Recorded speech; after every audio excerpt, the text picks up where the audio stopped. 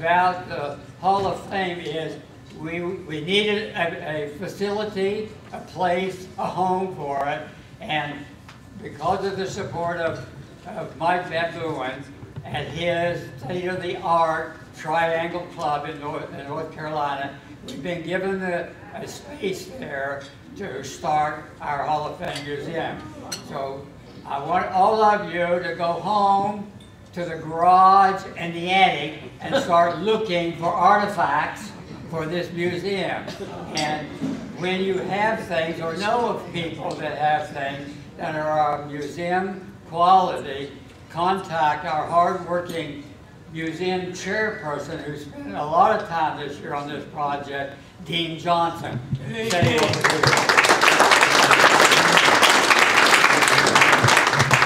the last thing I have to say, which maybe make you happy or sad depending on your point of view, is that I'm resigning as chairman of this board at the end of this year.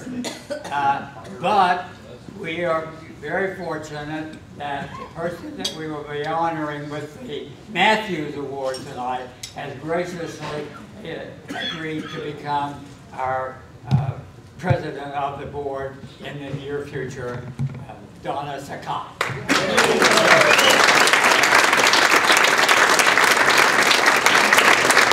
With all of that, I would like to propose a little toast tonight to the old and to the new. The best is yet to come. Happy greetings for the season to all of you. All right. All right. And now I'm going to call my good buddy after the first presentation. Uh-oh. 1 minute. I'm in trouble already. On behalf of all of us on the board, thank you so much for your 70 years of good leadership and hard work.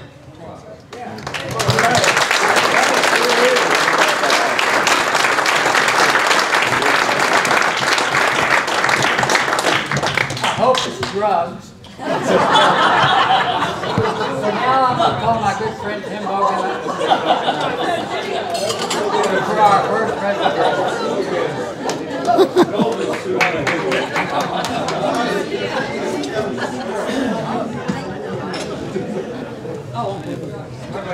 Tim says I have to open the drug book. I guess I have to share this.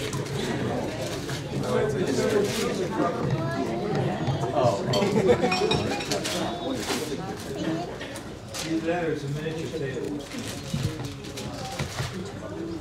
Flip chart. Somebody's been telling stories about me. Poetry speaks expanded.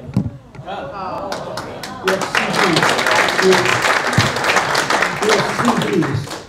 Oh, it's a CD. Yeah, you have the poets. You have 47 poets reciting their poems. Very famous, even from Tennyson all the way back through Joyce. Electric line. T.S. Eliot. The electric line in my house in West Virginia ends at my house. The road ends at my house. I'm not sure I can play CDs at my house. But I have been known to read and write poetry occasionally. So,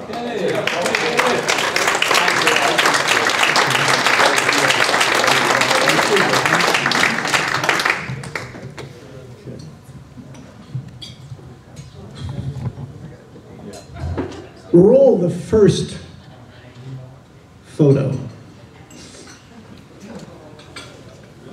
Well, this evening, I can't say the world's watching Tawny Banh, shown here, fourth from left, with her 1997 USA World teammates, but she certainly caught the eye of all those who've come here to honor her tonight.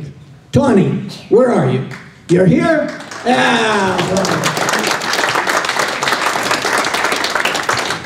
Tawny, the youngest of 6 children, immigrated with her family to the U.S. from Vietnam when she was 4 years old. Eventually, they settled in California, reportedly next door to a table tennis club. Ah, destiny. Yeah? Tawny says, I started to play at age 13 in Alhambra, California with my older siblings on a small table with a wooden racket and a cardboard net.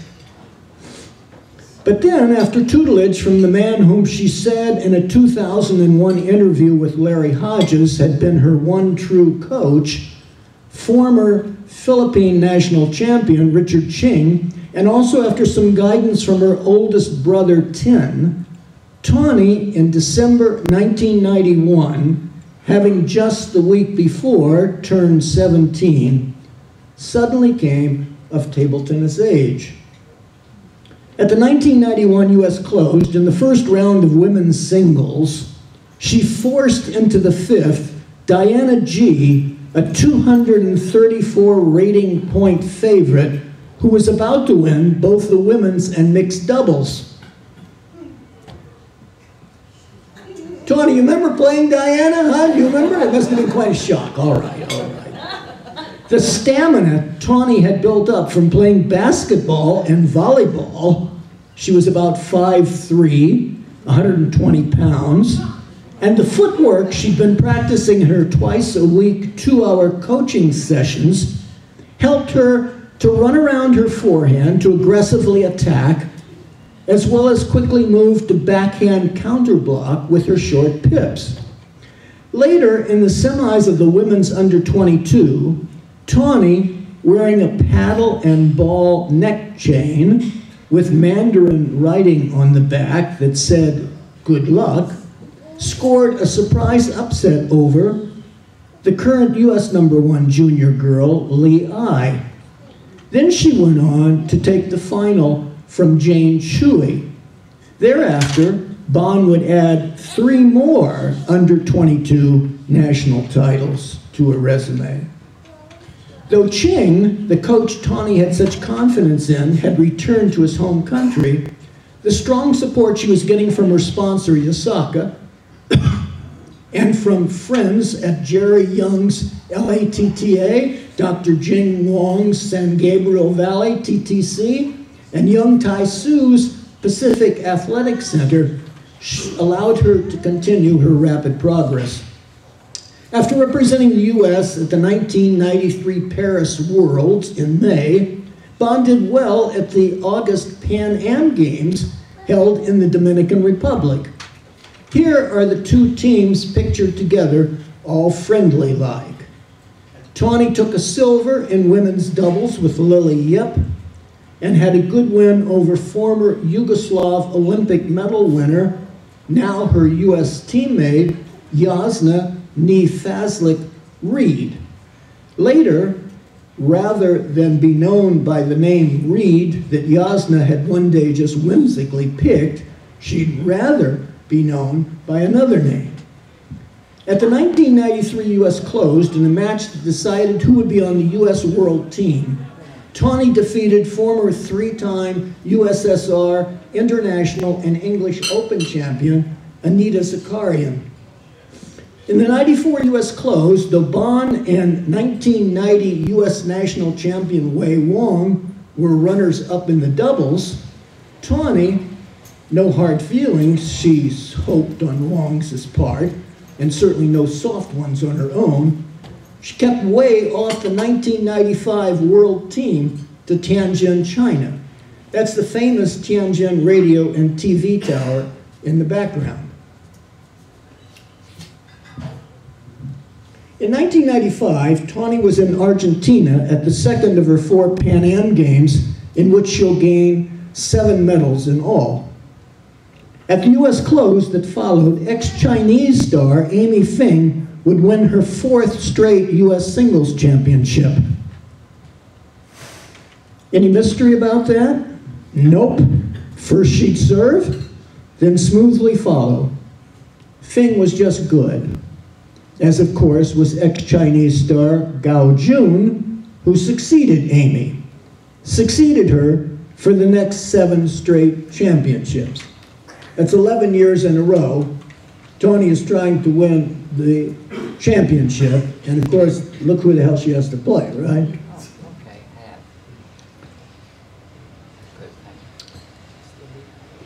Well, anyway, just look at Gao. Winning is fun, huh? And so much for that Mandarin good luck neck chain that maybe Banh wasn't wearing anymore.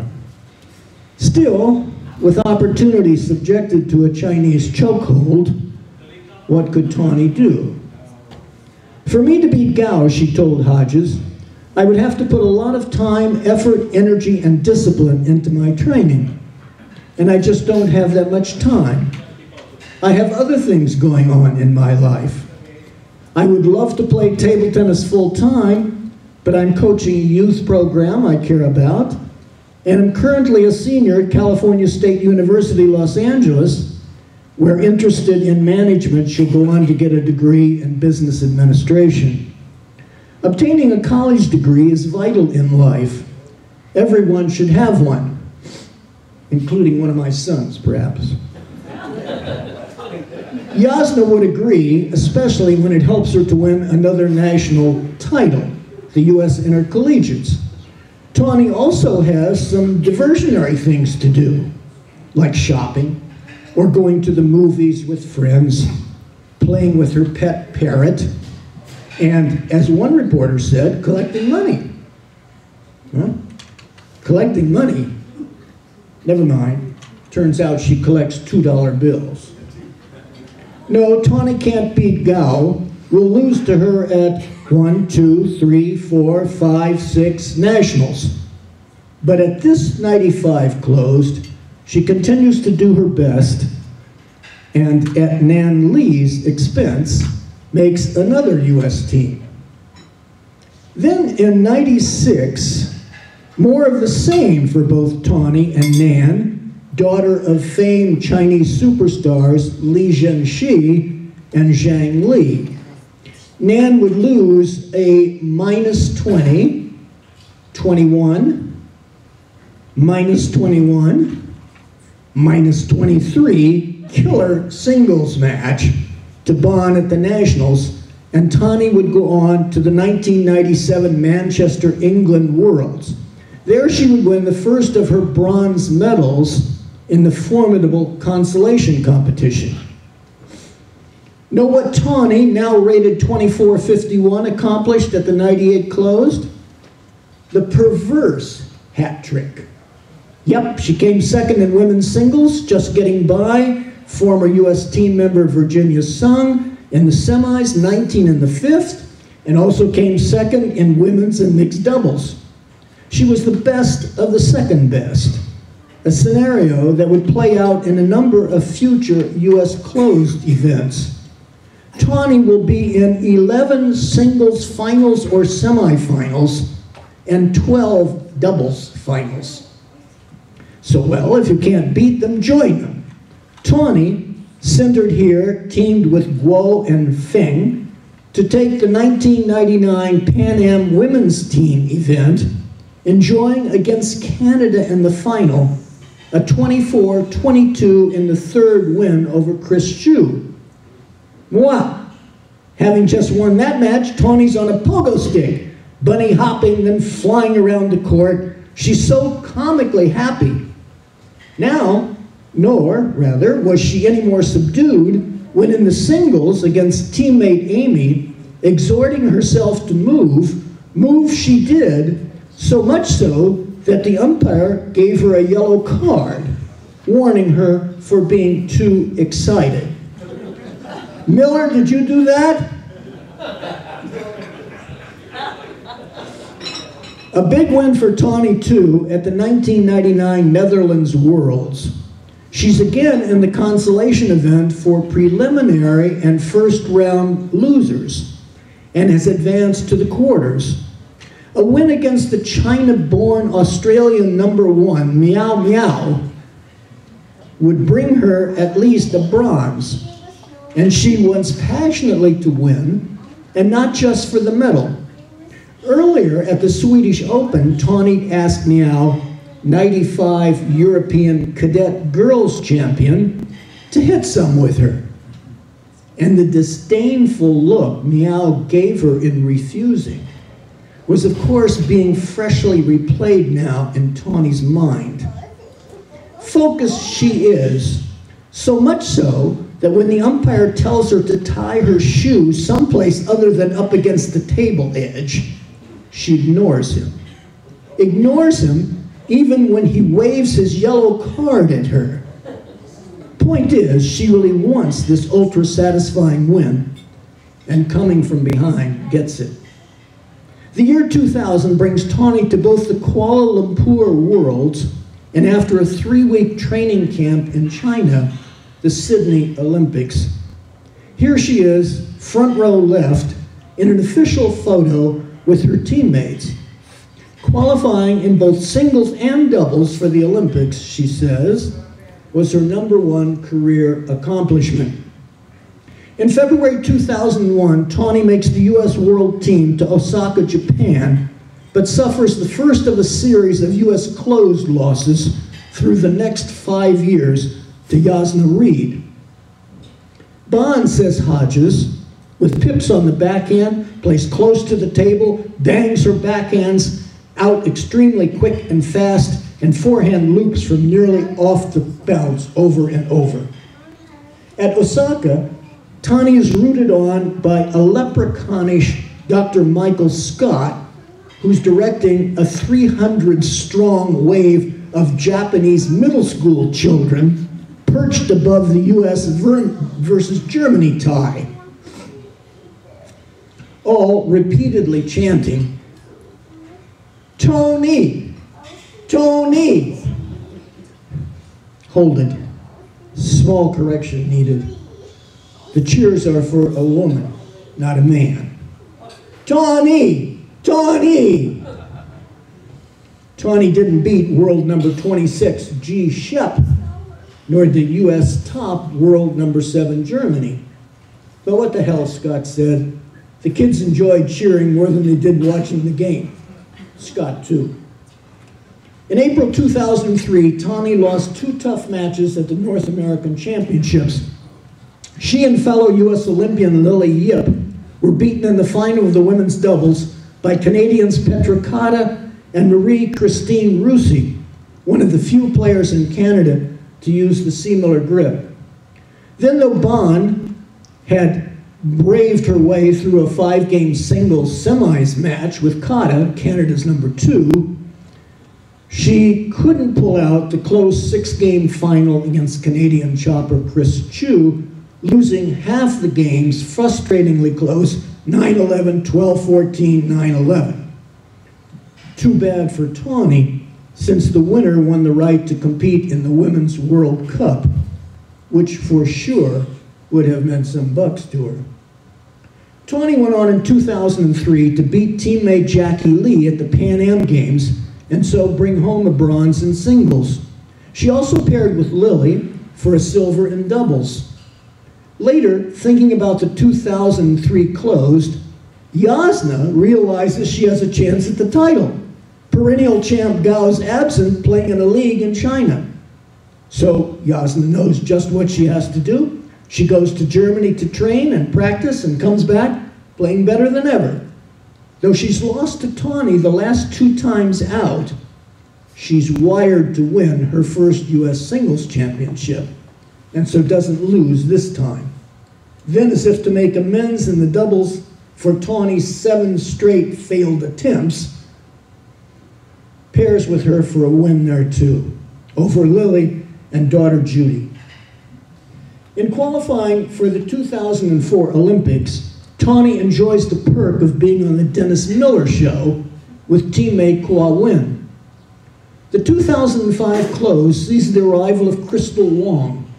She beats Tawny in 7 in the semis, then loses to Yasna in 7 in the final. Few can overcome title-depriving defeats as Tawny has. Can we ever think of her as being discouraged, no longer willing to fight? Everybody hates to lose, she says, but I am one who despises losing. And since I'm passionate about winning, I work very hard at it. You can believe it. Even as her career winds down, think of her struggling in the quarters of the 2006 Nationals. She's lost the first 3 games, the last 14-12 to the young, ever-improving Judy Hugh, but she finds the energy she needs and rallies to take the last 4 for the win. What heart and what ability to focus Tawny again and again shows. She and Crystal Wong will win the U.S. closed women's doubles in both 2006 and 2008. They'll become friends and practice partners and will open their Los Angeles club together. Now, with Tawny as head coach there, it's one of the largest full-time clubs on the West Coast. Friends they are, but in the match to decide who'll make the 2007 Pan Am team, Tawny's all business will defeat Crystal, here seeming to wonder what happened, but destined in 2008 to be our national champion. Finally, though, all athletes come to it. It's time to retire. In his interview with Tawny, Larry Hodges asked if she had any advice to offer those who aspired to be Olympians. She said, "Discipline yourself. Don't let obstacles overcome you. You overcome them. Belief in yourself, and you will achieve." Believe in herself, Tawny certainly has. And as we can attest to tonight, through that self-belief, her many achievements at home and abroad have come to pass. Indeed, have come so repeatedly that few can match her incredibly consistent high-level accomplishments. 14 years, 14 consecutive years, she was on the U.S. national team. Here at the 2000 U.S. Closed, the audience has been watching the trophy presentations to the women's singles finalist. That's USTTA President Sherry Pittman, flanked by runner-up Tawny Banh and winner Gao Jun. It's a class photo by Mal Anderson, and it's a class player we honor tonight. Ladies and gentlemen, please welcome the very deserving Tawny Banh to our hall.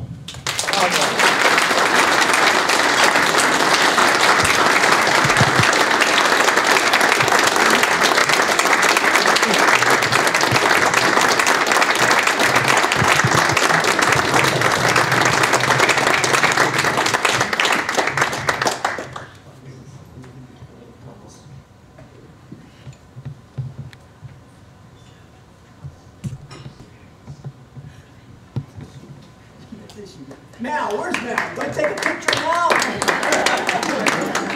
Yeah. Doesn't happen every day for him.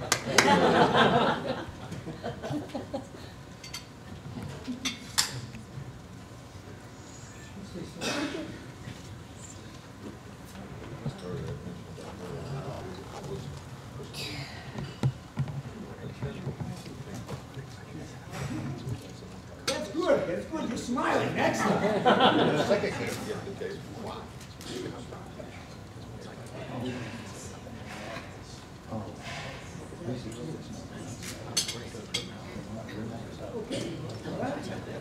Go ahead.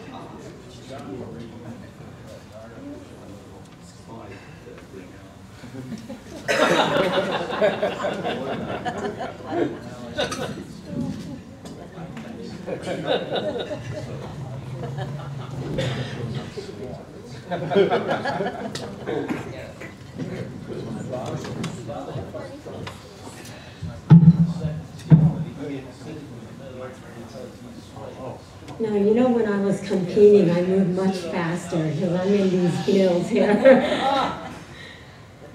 Okay. Thank you, Tim, for the generous, the kind introduction. Everything you said about me is correct. Okay. Tonight, I'm humbled to be joining an elite fraternity group of people who define our sport. First, I'd like to offer my sincerest gratitude to the USATT Hall of Fame Board for making this special night possible. I'm truly honored and humble to be here.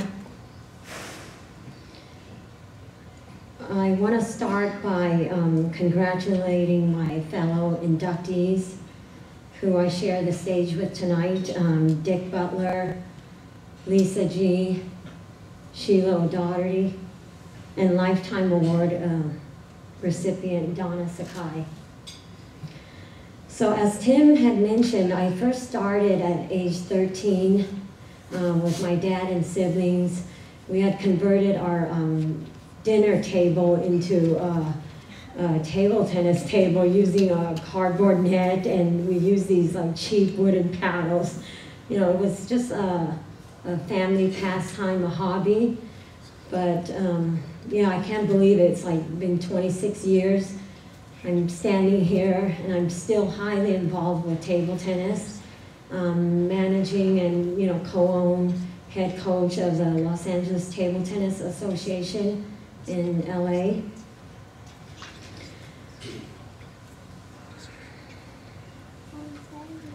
And of course, I definitely did not make this journey here alone.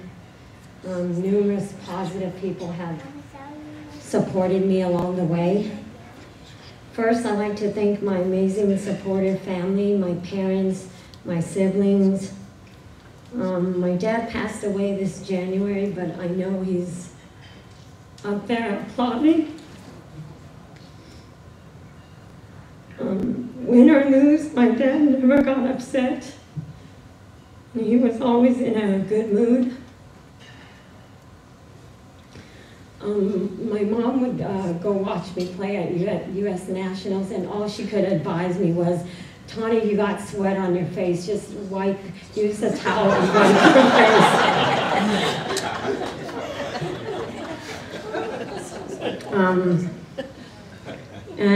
My brother, Tin, who always pushed me to be the best player I can be.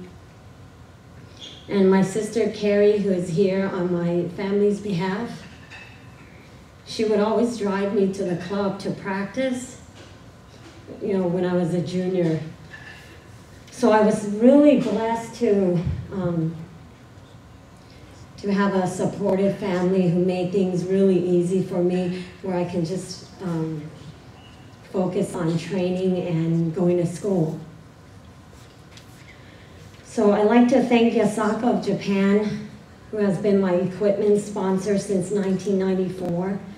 Even till this day, I'm retired and they'll still give me whatever I ask for. And my two coaches during my first couple of years of play, Richard Ching, who returned to the Philippines in 1991, Jira Surapan, who returned to Thailand in 1994, they both taught me without even taking a penny, and yeah, that was amazing. I also like to thank Doru Gorge, our U.S. Women's National Coach. He was not only our coach, but really a great friend of mine. And Bob Fox, who is here tonight. He was an amazing team leader. He always took care of the U.S. team. And I'd like to thank my former U.S. teammates. Jim Butler's here, Lisa, Diana G. Yeah, I've always had fun traveling with my teammates. I'd like to thank my boyfriend, John Wong, who's here today. I appreciate the mental guidance and advices that you give me when I'm uncertain of things.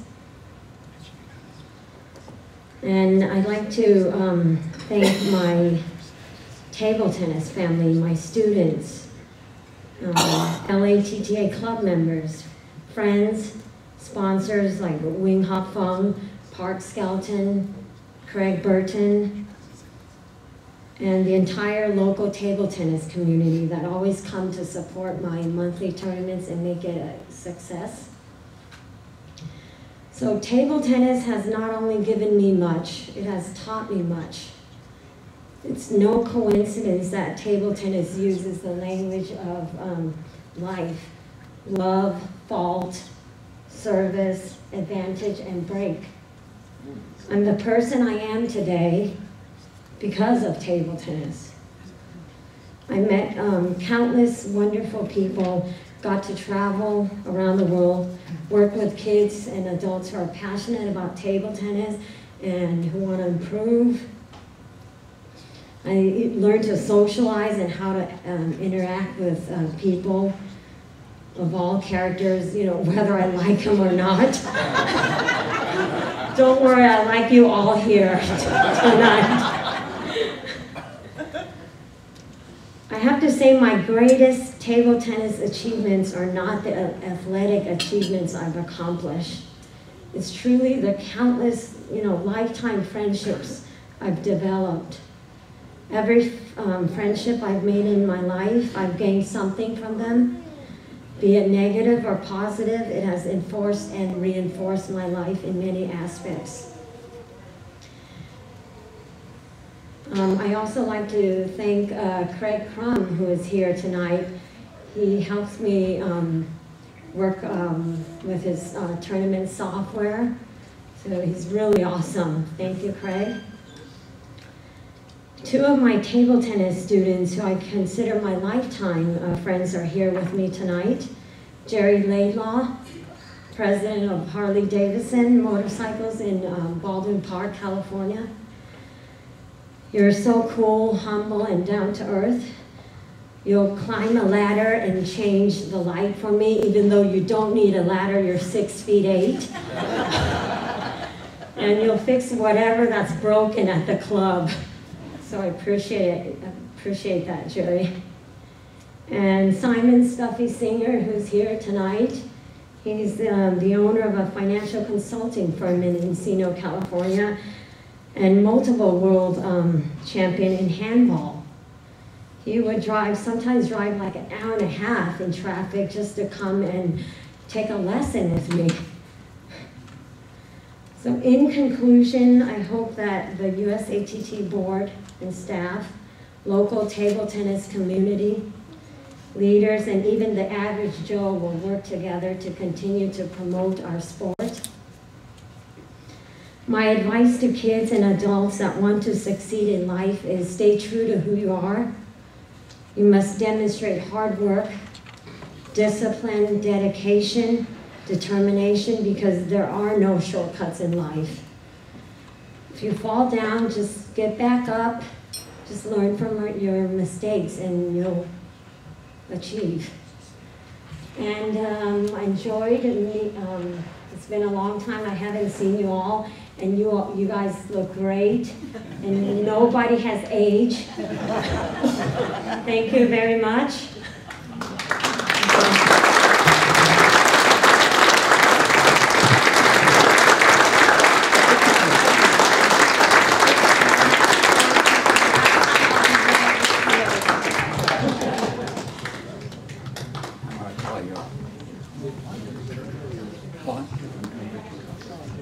Yeah, oh yeah.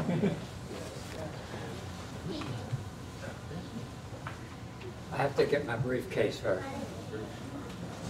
Congratulations, Tawny.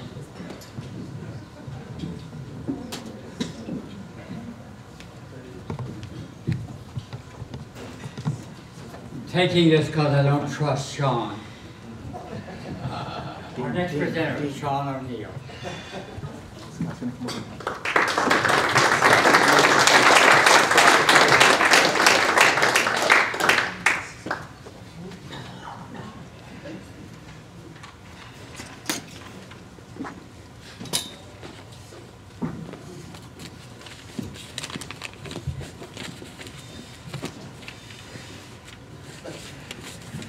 It's truly an honor to present Richard Butler for induction into the U.S. Table Tennis Hall of Fame. Playing Scott and then Jimmy, Butler was no easy feat, and the reason was quite simple. The boys were taught Richard's rock-solid backhand. In each of our championship matches, my job was real simple. Stay away from backhand-to-backhand exchanges with either one of them. When people whispered, "Did you see that Butler backhand?" what they were really paying homage to was Richard. I won't mention much about his forehand, other than say it was often described as being somewhat Weasley, but his backhand was definitely world class. At the 1978 US Open Team Championships in Detroit, I had a chance to have Richard coach me along with my teammates Mike Shapiro and Scott Butler. We won the junior division as a member of Team Butterfly, beating all the older teams with a 17-year-old winning the MVP and Scott and I as two 12-year-olds. We went undefeated, beating teams from Boston, Pittsburgh, and most all of Canada. 2 years later, Richard took Scott and I to New York City to appear on ABC's Kids Are People 2 TV show, and one of the coolest highlights was Richard took Scott and I to Marty Reisman's club. You can see a picture there. The final image is how the Butlers and O'Neills spent each December on center court playing in the finals of the Nationals in the boys' age divisions. If you notice closely, Scott's trophy is much bigger than mine in this picture. Next slide. Training with Scott and Jimmy in China or practicing next to them or playing next to them at the Nissan Open while their father umpired their match has created a lifetime of memories for me. Richard was in Jimmy's corner at our 1985 national finals, and he and Sue watched Team USA take the silver in the 1987 Pan Am teams in Indianapolis that Hushang helped spearhead. Yvonne's Tournament of Champions saw our families represent Team USA again, along with Augusta's favorite, Derek May. Let's see this one. Richard did enjoy doubles, so it made sense that Scott and Jimmy won the Nationals in 1989. And then later at the Olympic tryouts, thanks to our singles play, Jim and I had a chance to play in Barcelona in the Olympics. This goes to show that American kids can be great when they're taught by their fathers. I'd also like to thank Richard for his countless hours supporting both Junior Olympics and the U.S. Olympic festivals. His class and grace behind the control desk and on the microphone made each competitor feel great about representing their region, our sport, and showcasing it to the general public. Now, before I started preparing to put together this speech, I spoke with Richard McAfee, another Hall of Famer who couldn't be here tonight, and he asked if I would say a few words on behalf of Richard Butler to express his gratitude at what they did together in Atlanta. So this is Richard McAfee speaking right now. It is difficult to express the high regard that I have for Dick Butler in just a couple of paragraphs. I remember fondly the great work that he and Sue, along with Yvonne Kronlich, did for many years as directors of the AAU Junior Olympic table tennis events. During this time, I took teams of juniors to these wonderful team events and got to see firsthand the professional and people skills that Dick possessed. When I was chosen for the position of competition manager for table tennis by the Atlanta Committee for the 1996 Olympic Games, my first objective was to find an assistant manager.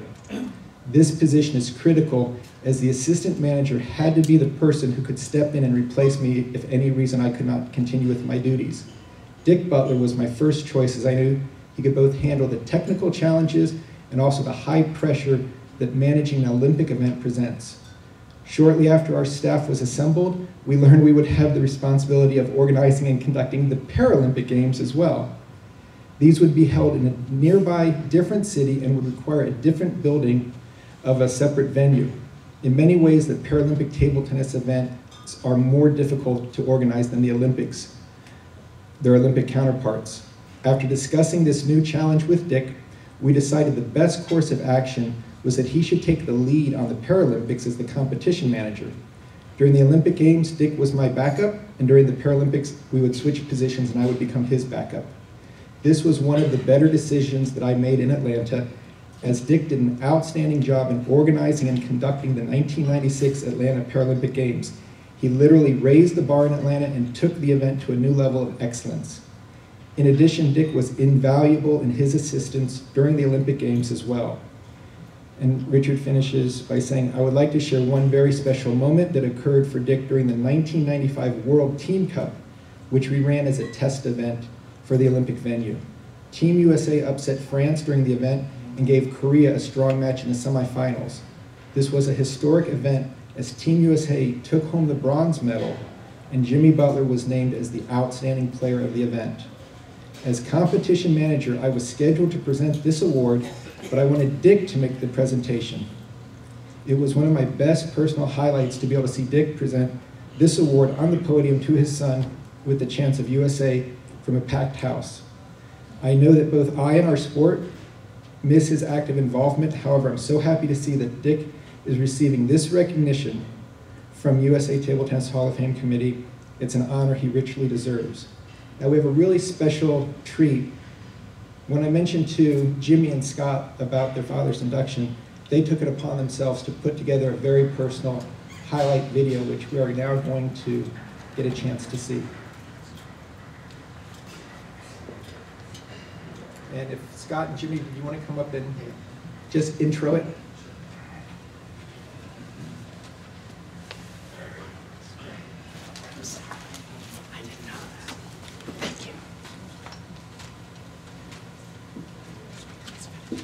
Good evening, everybody. What an honor this evening. First and foremost, thanks to the Hall of Fame committee for this wonderful recognition of my father. It's just, it means a lot to our family. And as I look around this room, I mean, I see Hussein Bazarzada. You know, we grew up with you. You took us to CNEs. You took us to exhibitions.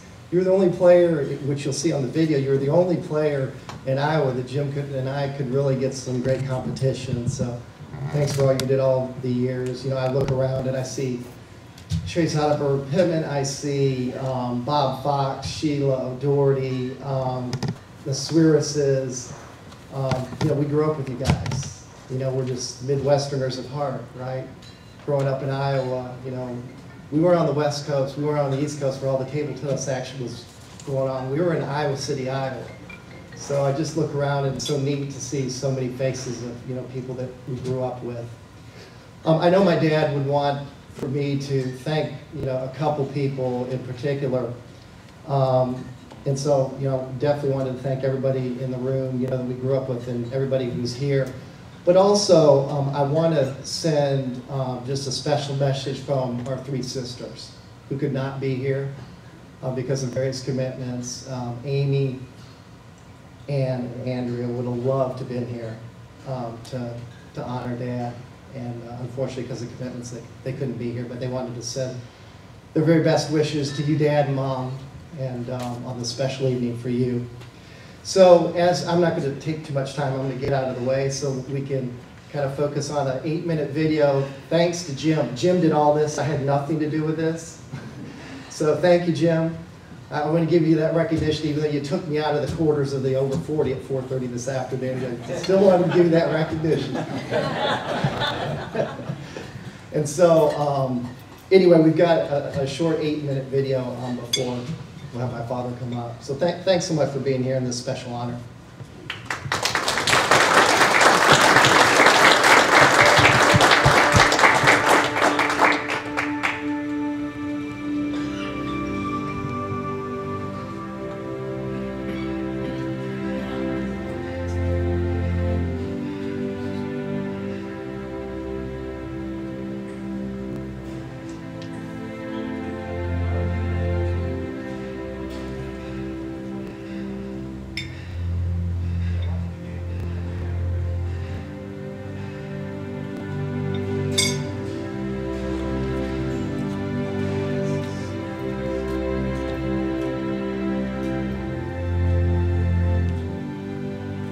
Scott, how'd you get started in this as opposed to some? Well, my dad started me.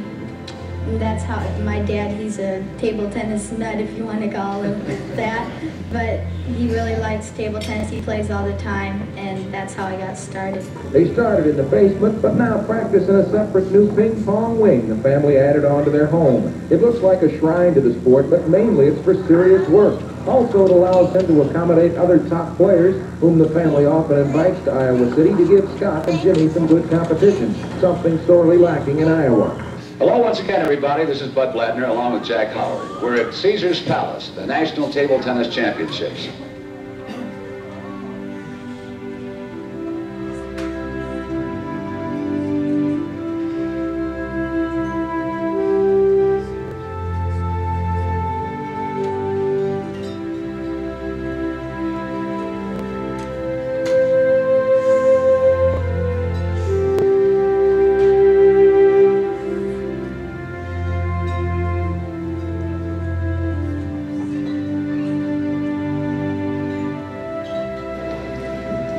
1-1. Mighty Mike, there he is. There you go.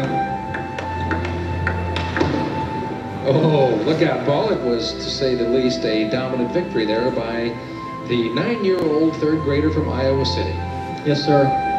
Jim Butler, of course, has the advantage of playing with his older brother, Scott.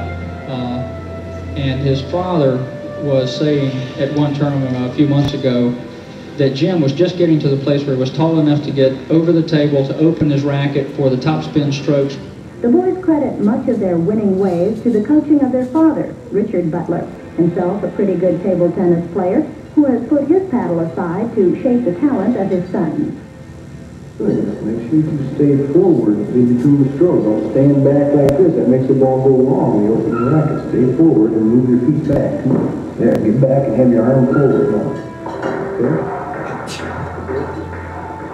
I'd like to think they probably have average or above average ability and it will develop it, I would say. It's hard to tell. You know, they will never know until it's all over with, you know, until after they've passed their swing signs and look back and figure that out. I'm not sure.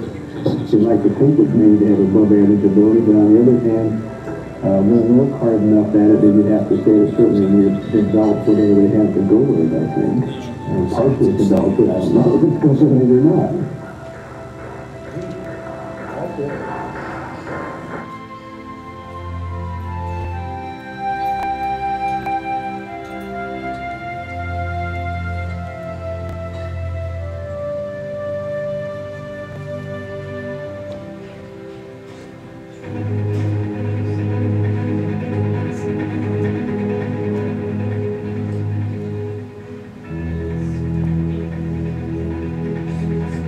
Okay, forehand cross court, backhand down the line, forehand down the line.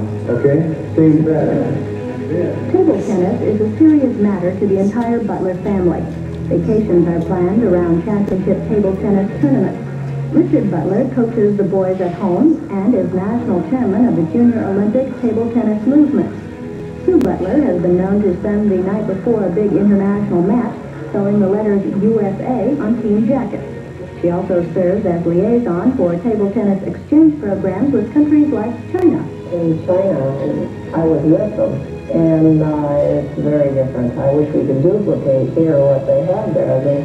They coach table tennis like we do basketball. The players in school, players off the street, the level is so tremendously high that you can have a pickup match with almost anybody around, and it's a very high level. I think our problem here is one of not having enough competition. You know, I would like to think that in this country we certainly have people who are capable of coaching as well as the Chinese or anyone else. But our basic problem is that, so if you tell them to do all the right shots, the only way you really should develop in any sport is to have top-flight competition.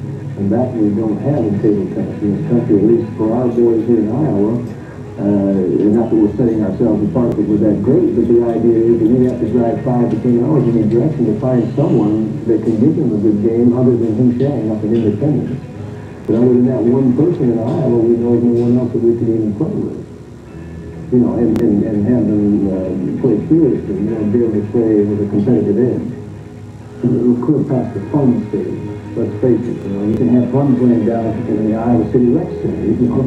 So, you know, we're way past that. And what we want to know is, should we continue to put effort and money and time into this and probably rob our kids of things that they might do with other children and other, you know, activities in school? And our answer at this point is yes, we still want to pursue it, but to see what happens.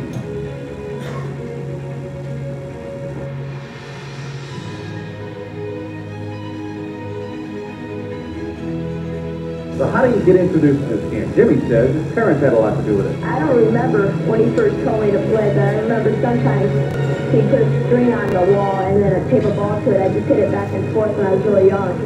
And then when I was about 5 or 6, he'd start hitting with me on the table. And then at about 6 or 7, it was my first tournament. And then we got more serious, and that's how I got now, since I got here. In past Junior Olympic Nationals, they've ended up in the finals together in the boys open and had to fight down with each other in the finals, so they're kind of used to that. But they practice all the time, so they know each other's moves pretty well too, so it's sometimes interesting to see what happens.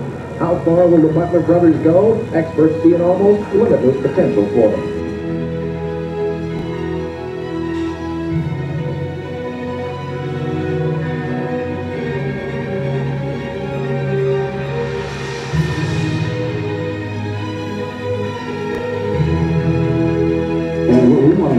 continue to put effort and money and time into this. And I've answered this point, and yes, we still want to pursue it, but to see what happens.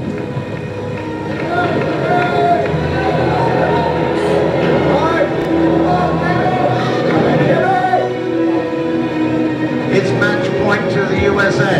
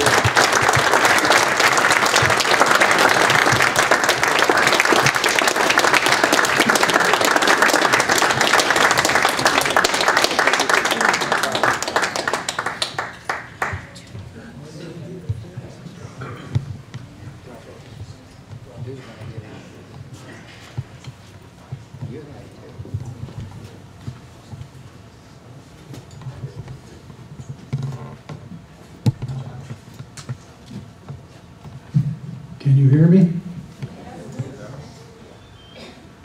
I suddenly realized that walking on water is possible.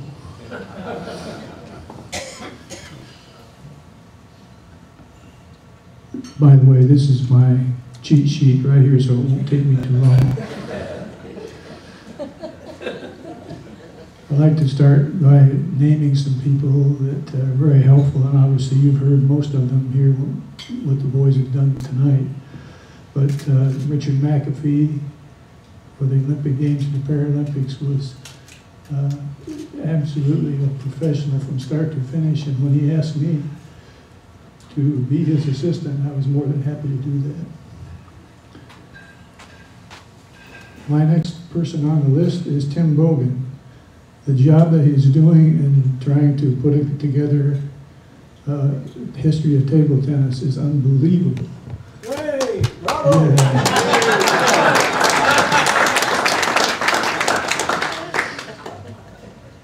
Another person that I don't think has gotten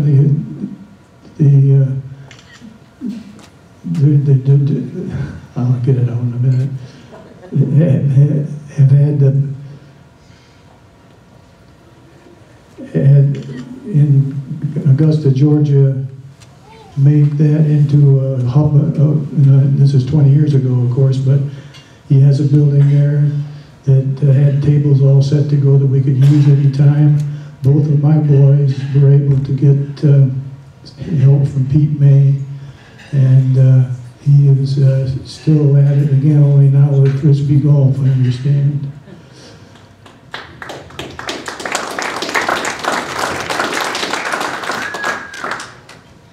Then there is Yvonne Conlage, the best old tournament person you'll ever find. She is for 17 years bird dogged me when we were doing the Junior Olympics and was absolutely indispensable.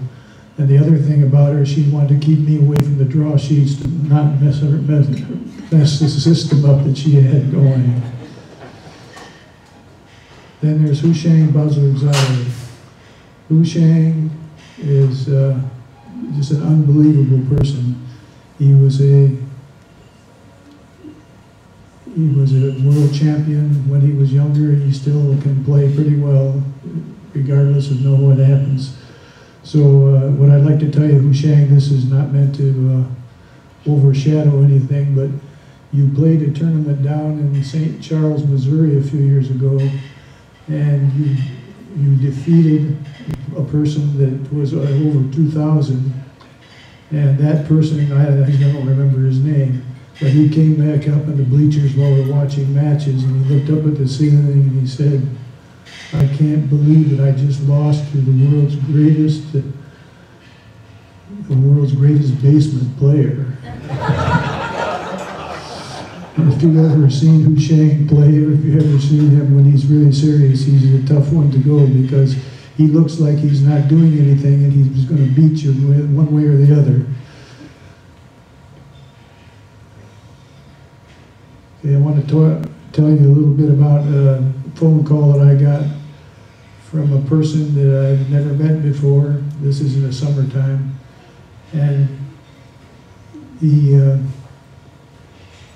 this person on the other end of the line, I don't know who it was, I never met him before, but he called to tell me that he knew 1,000 ways to serve a table tennis ball.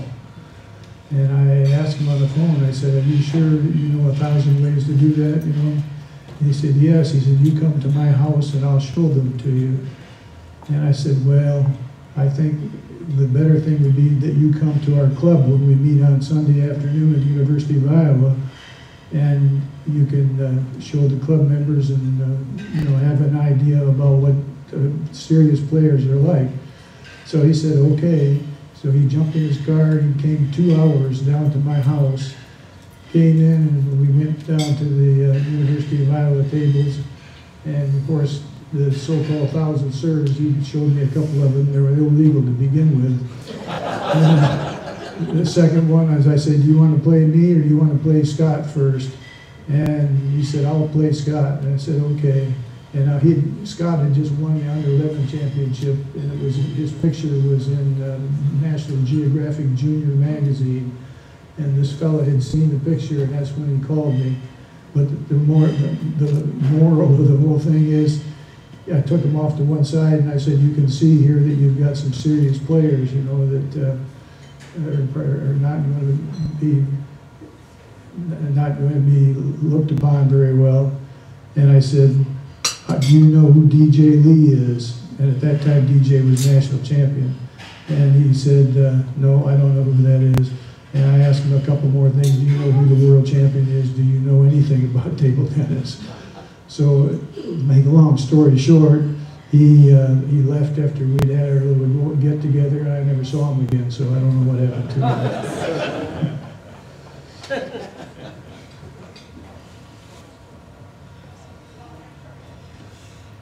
I don't have anything other to say other than best wishes to those of you who are being an inductee into this evening, and may you continue to have good health and play a lot of table tennis. Thank you.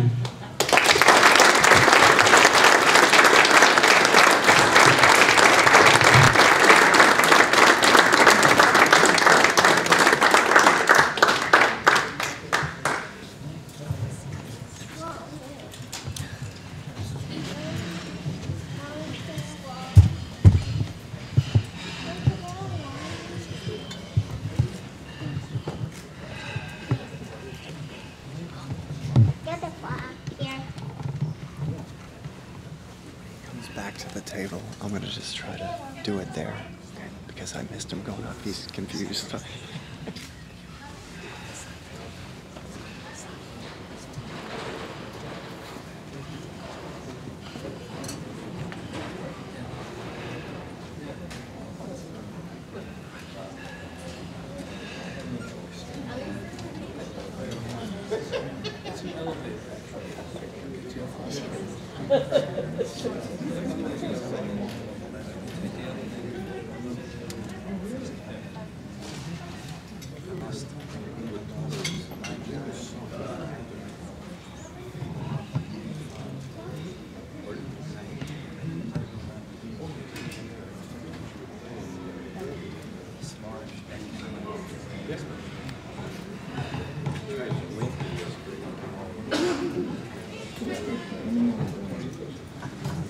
Okay, Tim again.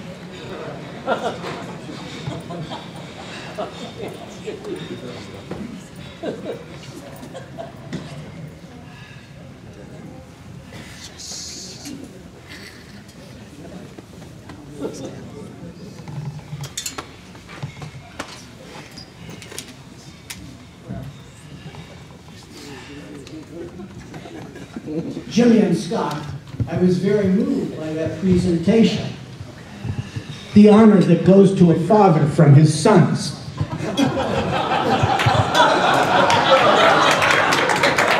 And I'm going to go home and have a little talk with Scott and Eric. Thank you, Jimmy. Thank you, Scott.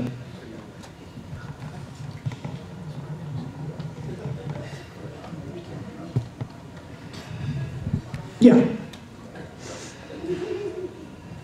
The doctors didn't know Betty was expecting twins, said Yim G, Lisa's father. Lisa is the elder sister by 1 minute. And he continued, like the first baby, Diana, too, was in good health. So we thank God for that. But I went into shock.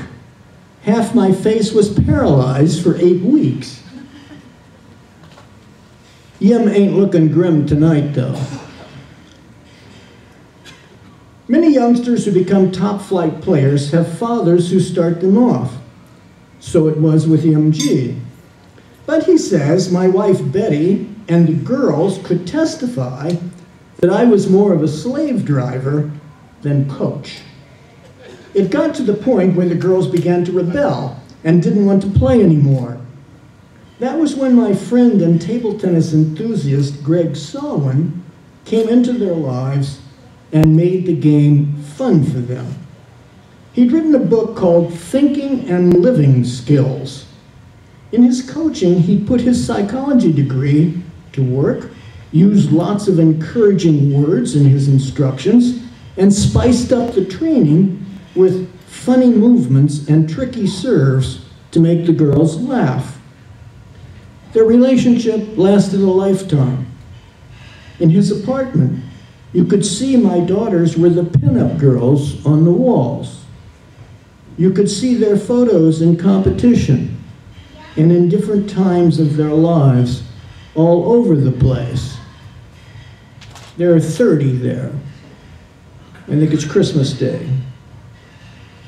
The 10-year-old twins came all the way from California to Long Island to play in the 1979 US Open. And this must have put the right vibes into their head, because they experienced center court and the attention of hundreds. They were ball girls for the men's final between Danny Seamiller and Attila Malik. Danny here yet? Huh? Do you remember that, Danny? Could you possibly remember that?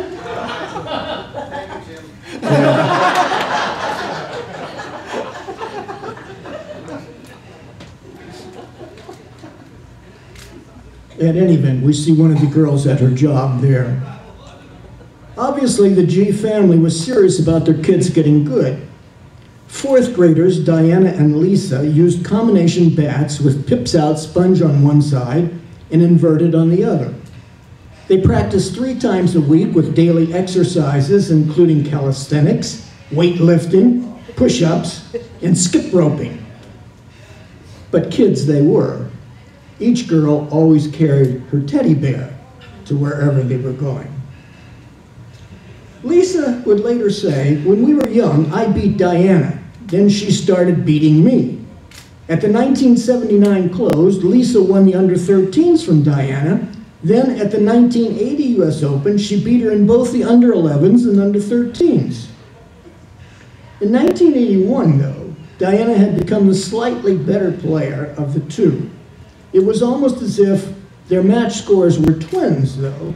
Diana wins the 13s over Lisa in 5 after being down 2-0, and the 15s in 5 after being down 2-1. Surely, Lisa, you remember those matches that you lost when you were ahead?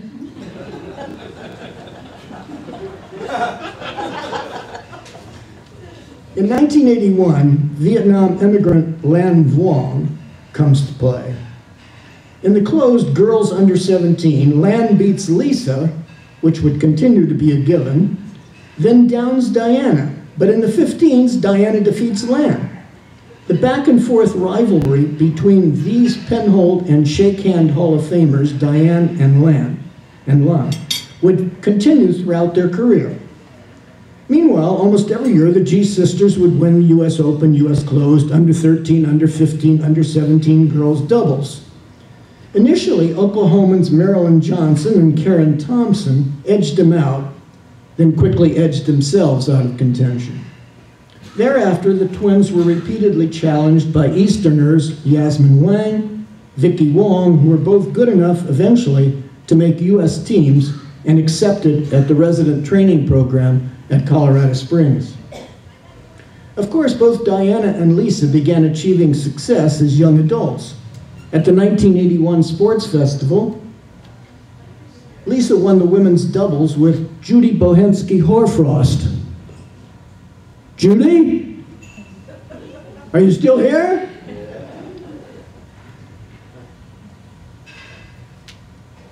The women's singles matches she played were more dramatic. Lisa beat Takako Trenholm, another penholder, and a future US World Team member, 19 in the third. By my count, the players and the umpire lost the score at least 5 times and didn't change ends in the third till 12-9. Miller? Up 21-18 double match point, Lisa decided it was the right time to tie her shoelaces. It didn't help Takako that she was thinking more about her upcoming match with Alice Green than her one with Lisa. Gee, she said, I forgot to look at my notes on Lisa. She keeps a little black notebook on all her opponents. Father G goes around with not just a notebook, but a big black loose-sleeve binder, which I think it's safe to say he did not forget to look at.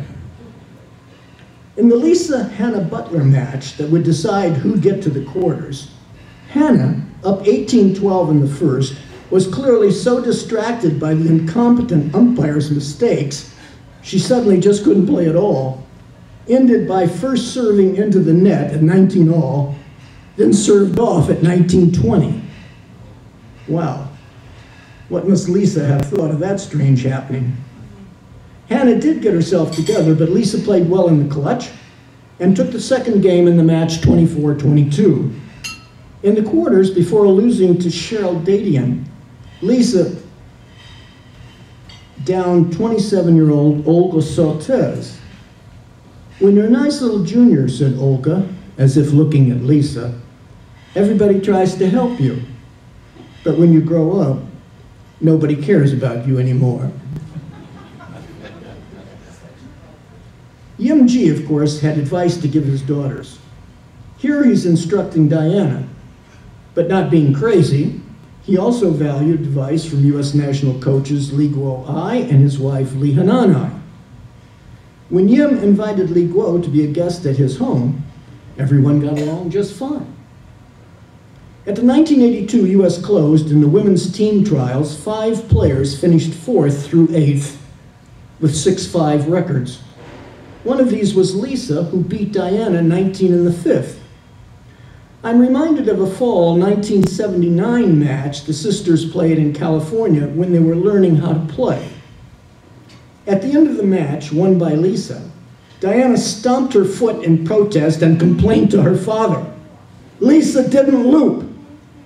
They'd been taught to loop recently, and we're supposed to use it in competition. Lisa looked straight into her sister's eyes and said, I didn't loop because I wanted to win. She still does.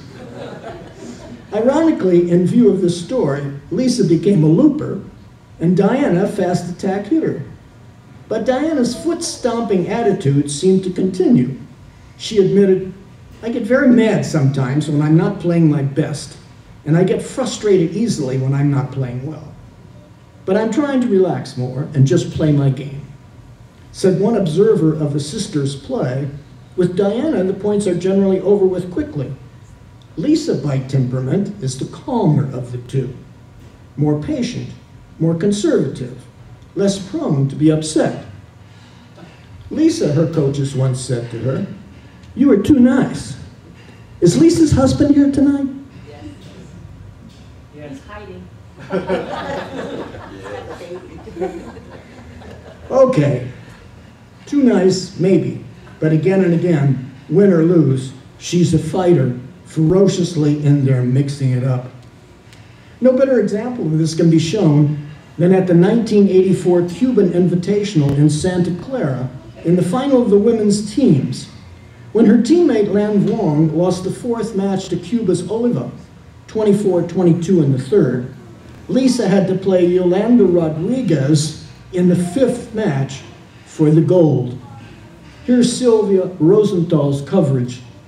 In the first game, Rodriguez attacked everything, low, high, medium, whatever. She killed everything.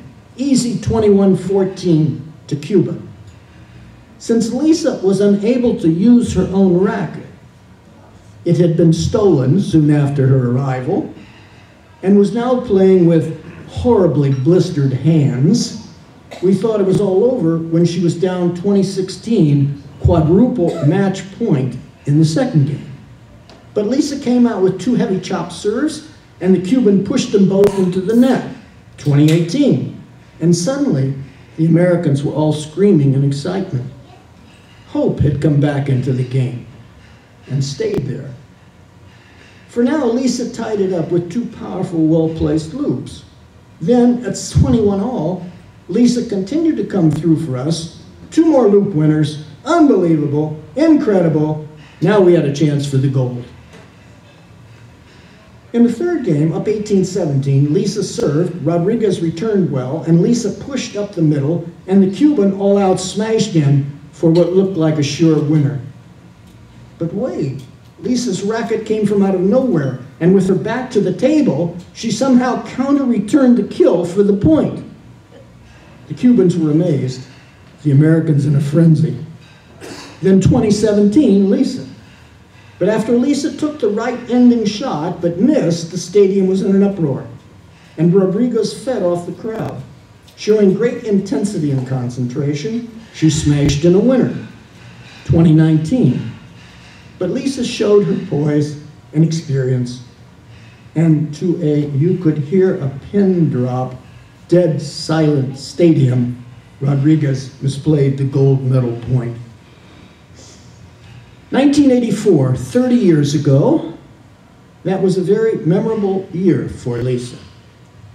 Although she finished sixth in the world team tryouts and only 4 women would make the US team to Gothenburg, Sweden, it turned out that Julie O, that year's women's champion, hadn't been in the country long enough to be eligible to play for the US. So that left Kasia Davidovich, who'd finished 5th in the standings, over Lisa, who'd finished 6th as the number 4 woman for the team. Except that the selection committee saw the players as even in skill, were impressed that the youthful Lisa had just won 2 national titles, the women's doubles with Diana over Kasia and Cheryl, and the mixed with Kwang Do, also known as Richard Doverman later, that Kasia had been a cooperative team member in the recent past. They didn't think, with good reason, that she'd been a cooperative team member. They voted 5-1 for Lisa. But of course, with good reason, Davidovich countered, contested, The USOC favored strict trial by combat standings. It was the USTTA's 9-member executive committee's responsibility to make the final decision, and I, as the president, required each member to put into writing, though remaining anonymous, why he was voting for who. The vote came 4-4 to me, and with mixed feelings, I broke the tie in favor of Lisa. Hey, how about that, Lisa? Okay, this is good, huh? Lisa made her 1985 Gothenburg debut in the women's teams event, where paired with Lan, she won doubles matches against New Zealand and Australia and had a good singles win against Suzanne Pedersen of Denmark, for which she received a strong round of applause from the US spectators. Back home at the National Sports Festival, she was a member of the winning women's team, as she would be again in 1987, and was a finalist to Diana in the singles. August 1985. Time for the G parents to experience something of a trauma. Their daughters entered the USTTA's live-in resident training program. Yim would later say, "The most difficult moment for me and my family was saying goodbye to our daughters at the Olympic Training Center in Colorado Springs. That was the first time we were ever apart from each other as a family for a long time. My wife and I heard their farewell cries long after we returned home. We missed them very much, especially during the Thanksgiving holidays. Missed them so much that Yim and Betty couldn't resist writing an open letter that'd be printed in the association's national magazine. It's an encomium to their daughters and representative of every parent's wish for their children's success. In part, it reads, "We are so proud that you are our daughters. We are so proud that you're beautiful girls. We are so proud that you're each loving persons, full of vitality, dreams, and accomplishments. Being away from home will help you each to become the kind of person you want to be. An individual who knows and seeks what she wants, a person who can get along with herself and others, an individual who can think independently and take care of herself, a person who values friendship, love, happiness, competition, education, and a career." And bless them, the twins do seem to have gotten along just fine. What was their everyday life like at the RTP Center? Snapshot this: up at 6:45, then out to the track. At 8 a.m., the downtown bus that goes by their Palmer High School stops in front of the training center. Home from school at 3 p.m., a quick bite to eat, and then in the training gym from 4 p.m. till 7 p.m., followed by some social time, curfew at 11 o'clock. In matches they'd played over the years, Lisa had consistently lost to Lan Vuong. But at the 86 closed in the women's semis, she struggled into the fifth with her, only to seem to succumb in routine defeat. Then down 14-9, surprise. Lisa made 9 straight points, attacking everything in sight, to eventually get the point she needed for the highest finish she or any other player during Insuk's reign could possibly attain. Here, Insuk takes her invariable podium prize-winning position. At the 1986 close, Lisa lost her women's singles semifinal to Insuk and lost her 2 doubles finals, the women's with Lee Ai to perennial champions Insuk and Diana, and the mixed with Charchai Tikaviraket to 1985, 86, 87 champions Sean and Diana, 19 in the fifth. Perhaps the argument can be made that Lisa was a better doubles player than singles player. Later at the US Closed in 1989, she'll close her career with 2 runner-up finishes in the doubles, in the women's with Lan and the mixed with Jim Butler. In 1987, after the twins and 15 other young players representing the US returned from a Sheila O'Doherty-led learning trip to China, That's the G's in the front row next to a centered Sheila. I like that, Sheila. You're leading the group and you're right there in the center, okay? In any event, Diana qualifies for the '88 Olympics. Lisa doesn't. Of course, Lisa was happy for her sister. On the team profiles the USTTA had put out in answer to the question, what athlete do you most admire? Lisa had answered, Diana G. U.S. national coach Lee Hanan I commiserates with Lisa, who in the final Olympic trials lost a particularly disappointing 23-21 match in the third to Canada's Gloria Sue. You practiced very hard, Lisa. You tried very hard at the trials. You lost 2 very close matches. You tried your best. Don't feel bad. Well, it's a letdown for me, said Lisa, but it's not the end of my life. I want to do something else besides play table tennis. She plans to study fashion merchandising. How did that turn out, Lisa? Fashion merchandising. School was beckoning for Lisa, but at the 1987 closed, her heart was still into playing. She lost her singles semis to fast-rising junior star Lee I, but partnered, as she often was by Lam, she reached the women's doubles final and scored a singles success by taking the women's amateur from Carol Davidson. In January 1988, Lisa started classes at the University of California in Berkeley. My parents don't favor me because I made the Olympics, said Diane. They treat us fairly because they think school is just as important as table tennis.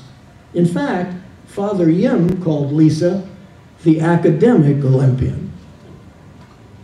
But not exclusively academic. In 1988, she was playing in the U.S. Intercollegiates against a defensive-minded Rong Li, newly arrived from China.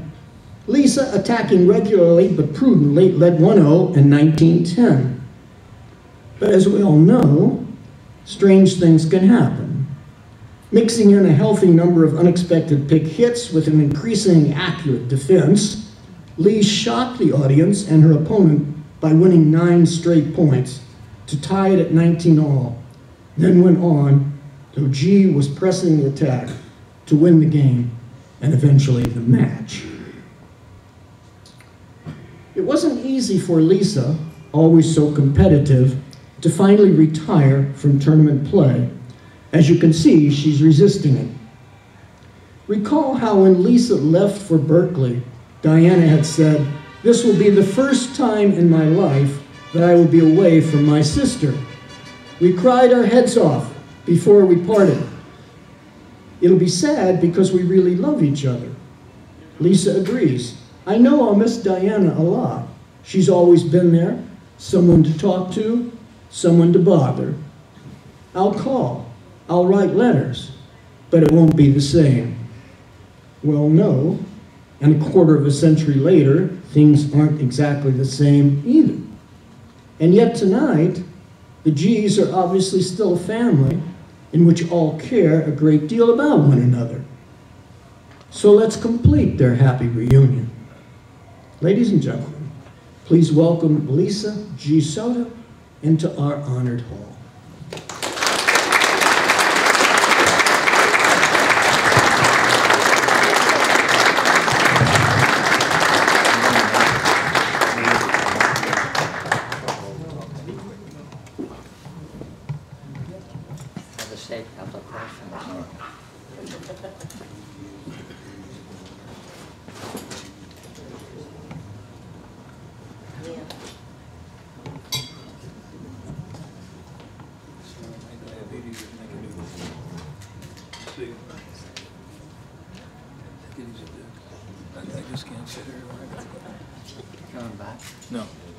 Yeah, where's young Jake?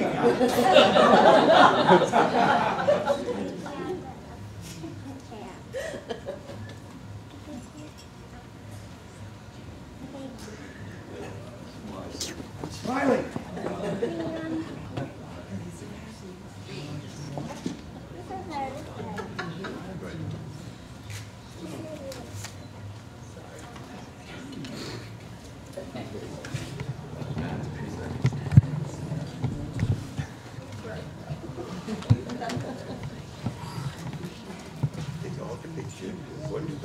First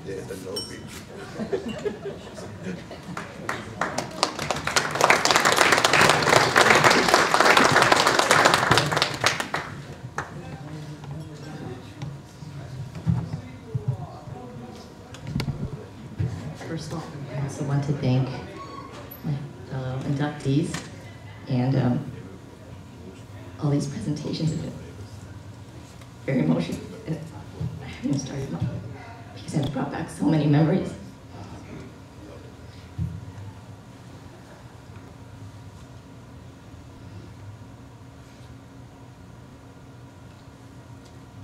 Thank you so much, Tim, Mr. Timbo.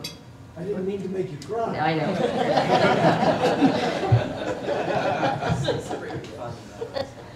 Thank you for your kind introduction and fantastic work in putting this presentation together. I am honored to have such a qualified and distinguished mentor taking us down memory lane. Tim has devoted his life to this sport. He's a great player, coach, past president, and historian. I'm pretty sure Tim remembers more of my table tennis matches than I do. I greatly appreciate his passion to care for all the players and his effort to better the sport year after year. I am thrilled and honored to be inducted into the U.S. Table Tennis Hall of Fame.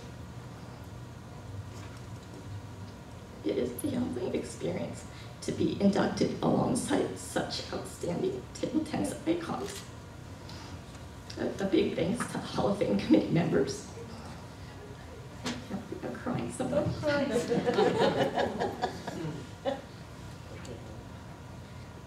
I also have to give a special thanks to Val Anderson for providing historical photos of my table tennis journey. And of course, I would not be here today without the love, support, and encouragement of my parents, Betty and Yoji. They truly are my biggest fans and oftentimes my biggest critics. I must also thank my twin sister, Diana, as without her presence, my journey would not have been so extraordinary. Although she was my toughest opponent, she was also my hero. Some of you may remember the 1979 U.S. closed under 13 girls singles final when I staged a gutsy -14, -21, 19, 10, and 18 comeback to beat Diana. And she broke down crying in our mom's arms. Well, this crushing loss did not discourage her. While I gloated in my win, she went on to follow her Olympic dreams. How's that for sweet revenge? But rather than leave me behind, we trained side by side as part of the first U.S. Olympic resident training program in Colorado Springs. This could not have been possible without the support of U.S. Table Tennis, my parents, my sister, and all of our friends, coaches, and supporters along the way. There were so many people who supported our table tennis development through high school and beyond. People like Larry Hodges, coaches Lee Hanan, Eili Guo, and Butterfly Table Tennis. All were key players helping to create an environment of success, not only as a player, but as a student growing into adulthood. There were many lessons I learned, both professional and personal. I'd like to give a very special thanks to Bob Trethway, who is like a second father to me. His supportive words were encouraging, and he became the second set of fatherly eyes to a young teenage girl experiencing her first date, prom, and boyfriend. He always made us laugh, whether it was after a grueling practice session or after a tough test in school. For all of this, I will be eternally grateful. In 1987, I invested all my time and energy into qualifying for the Olympic team. When I didn't make it, I realized perhaps it was time to take a step back. I headed off to Berkeley, graduated, and launched a successful career in finance. This was not a walk in the park, though. For the first time in my life, I was separated from my twin. And I have to say there was some trauma, yet we persevered through these difficulties in order to become stronger and hopefully more compassionate people. Yes, the journey has been a long one, however, it is certainly not one I will ever forget. I have no regrets, but I have to admit there are certain things I don't care to repeat. Like training sessions in a cold garage that never seemed to end, Dad, in his very slave driver ways, yelling at us to practice, practice, practice. I certainly don't miss Diane and I being called ping pong by the media. And what I really don't miss are those butterflies in my stomach I felt before a crucial match and doing everything in my power not to throw up. Sure somebody can relate. But again, I have to say, despite it all, I am so thankful for the experience. My table tennis career has been just one of many life's adventures. It has kept me in good physical shape, taught me how to be a competitor, and also how to show great sportsmanship. I've had the opportunity to travel the world and meet many wonderful people from all cultures and walks of life. This experience has raised my self-awareness and given me a larger family to love through U.S. table tennis and all its affiliates. Over the years, I've been mentored, loved, supported, and even chastised with a lot of healthy advice and wisdom. All of this adds up to very fond and fun memories I will always treasure. Being inducted into the U.S. Table Tennis Hall of Fame is similar to closing a chapter on a superb adventure. So in closing, I would like to thank all those who came on this adventure with me, family, friends, and fans alike, those who travel near and far to celebrate with me tonight, and those who are with us in spirit. Finally, I've saved the best for last. Carlos, first of all, I want to thank you for all your love and support. I want to thank you for keeping a love of table tennis in our hearts and the shared desire to teach our son to enjoy the game. And if our 3-year-old Ethan doesn't become a championship soccer player, my husband Carlos is planning on having him play on Chile's national table tennis team. So my only response to this is we shall see. Thank you all very much.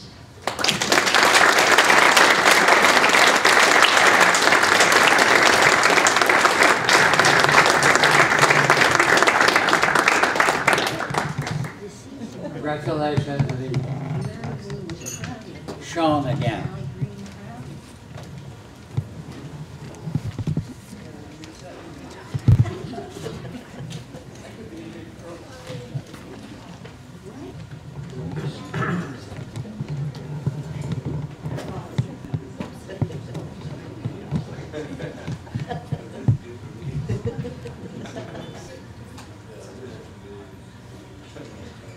So we've got a kind of a unique situation here, and it's one that I wanted to try to do myself, but I was unsuccessful.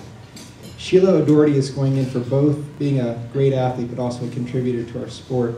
So I thought I'd kind of, at the beginning, kind of show the two sides of the ledger and start with her as a player. So if you go to the first slide. Sheila was a 3-time intercollegiate singles champion, a member of our national team from 1979 through 1987, represented the United States at the Novi Sad 1981 World Championship as the top qualifier. She was a member with me and her teammates there at the 1983 Caracas Pan American Games, where the U.S. went on to win the gold medal in every event, thanks to INSUC. A great representative of the North region at countless U.S. Olympic festivals. And she was also the U.S. Women's Amateur Champion, in addition to participating in international events such as the World University Games in Israel, Seoul Open, Taiwanese Friendship Tour, and of course, part of the U.S. Open as team. You want to go back. Go back.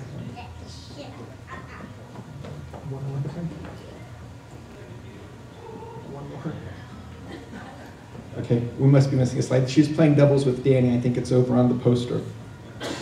But in addition to being a great player from the Midwest, she also realized how she could help USA table tennis. And she entered sports governance and management from 1984 to 1992. She was the first table tennis athlete representative to the U.S. Olympic Committee's Athlete Advisory Council. From 1984 to 1992, she was a member of the U.S. Olympic Committee's Board of Directors, Olympic Foundation Board of Trustees, Budget and Audit Committees, and the Ethics Committees. For USA Table Tennis, she served honorably from 1986 to 1992 as our treasurer. In '87, as Tim showed, she was the head of a delegation of U.S. National Junior Team Friendship Tour to China In 1991, she was the athlete representative for the United States team at the Winter World University Games in Sapporo, Japan, and she also represented the U.S. Olympic Committee at the International Olympic Academy as a contributor in Olympus, Greece. So really, Sheila did it both as a player and what I think so many of us as board members try to do to make it better for everyone else. So in presenting and getting ready for this introduction, I kind of thought, how would Tim do it? Well, normally he would interview you. He'd ask you as many questions, get a sense and feel for the meaningful things, and this is kind of what we came out with from our small little chat. Okay, there are some variations in Sheila's family on the story of how she got started in table tennis. Sheila's memory is that she played in the Minneapolis Parks and Rec City Table Tennis Championship representing Lake Hiawatha Park and playing on a broken ankle. Or it was an exhibition was done at the Minneapolis Parks tournament by two players from Disney's Table Tennis Club. The next day she went to Disney's and rarely left in the last 15 years. Sheila's mom's memory is that she came home as an 8th grader and said, "Mom, I finally found my sport." And at that time she'd played many others to date. Whichever version is true, and maybe both are, one thing was quite clear, that Sheila was immediately addicted to the inherent nature of table tennis competition, the community, and travel. After winning many local and regional tournaments, Sheila entered the national stage by winning the National Collegiate ACUIs 3 times from 1976 to 1978. Winning 3 in a row in the college environment was a significant accomplishment and important to Sheila. The link to education and its community may not be the traditional path to develop elite table tennis players in the US, but it was an important aspect of Sheila's development, and she continues to believe its broad span, vibrancy, and diversity should be on the road to both player development and table tennis growth, which I totally support. Participating and achieving in numerous US Olympic festivals was also an early indicator of Sheila's development into a top US player. She enjoyed the Olympic festival environment and initiated what would become substantial involvement within the US Olympic Committee. Slices of life flashed by when Sheila remembered competition in the elite international events, including the 1981 World Championships and the 1983 Pan Am Championships in Caracas, Venezuela. These memories are both serious, like feeling of her first World Championship match, or humorously carrying cement and water to help finish housing during the construction of the Pan Am Games. From her first international competition at the World University Games in Israel to elite competitions to a number of international training or tournaments such as Seoul, Taiwan Friendship Tour, these international events were the culmination of a journey and included 3 things she loves: competition, the camaraderie of the team, and the travel exploring the world. There's something of Sheila's nature in both being a top table tennis player and contributing on the governance and management side. She carried that forward into her next career, where her comparative advantage or career niche is straddling technical and management. Her service as USA Table Tennis Treasurer for about 6 years was pretty standard on the financial and accounting side, but also involved board dialogue on the nature of table tennis's priorities and growth strategies, debates that continue to this day. Sheila was surprised by how timing and the door of opportunities opened to allow her to contribute to USOC governance and management. It was a lot of work, but she enjoyed it and was drawn to it. To be the first table tennis athlete representative on the Athlete Advisory Council was an honor.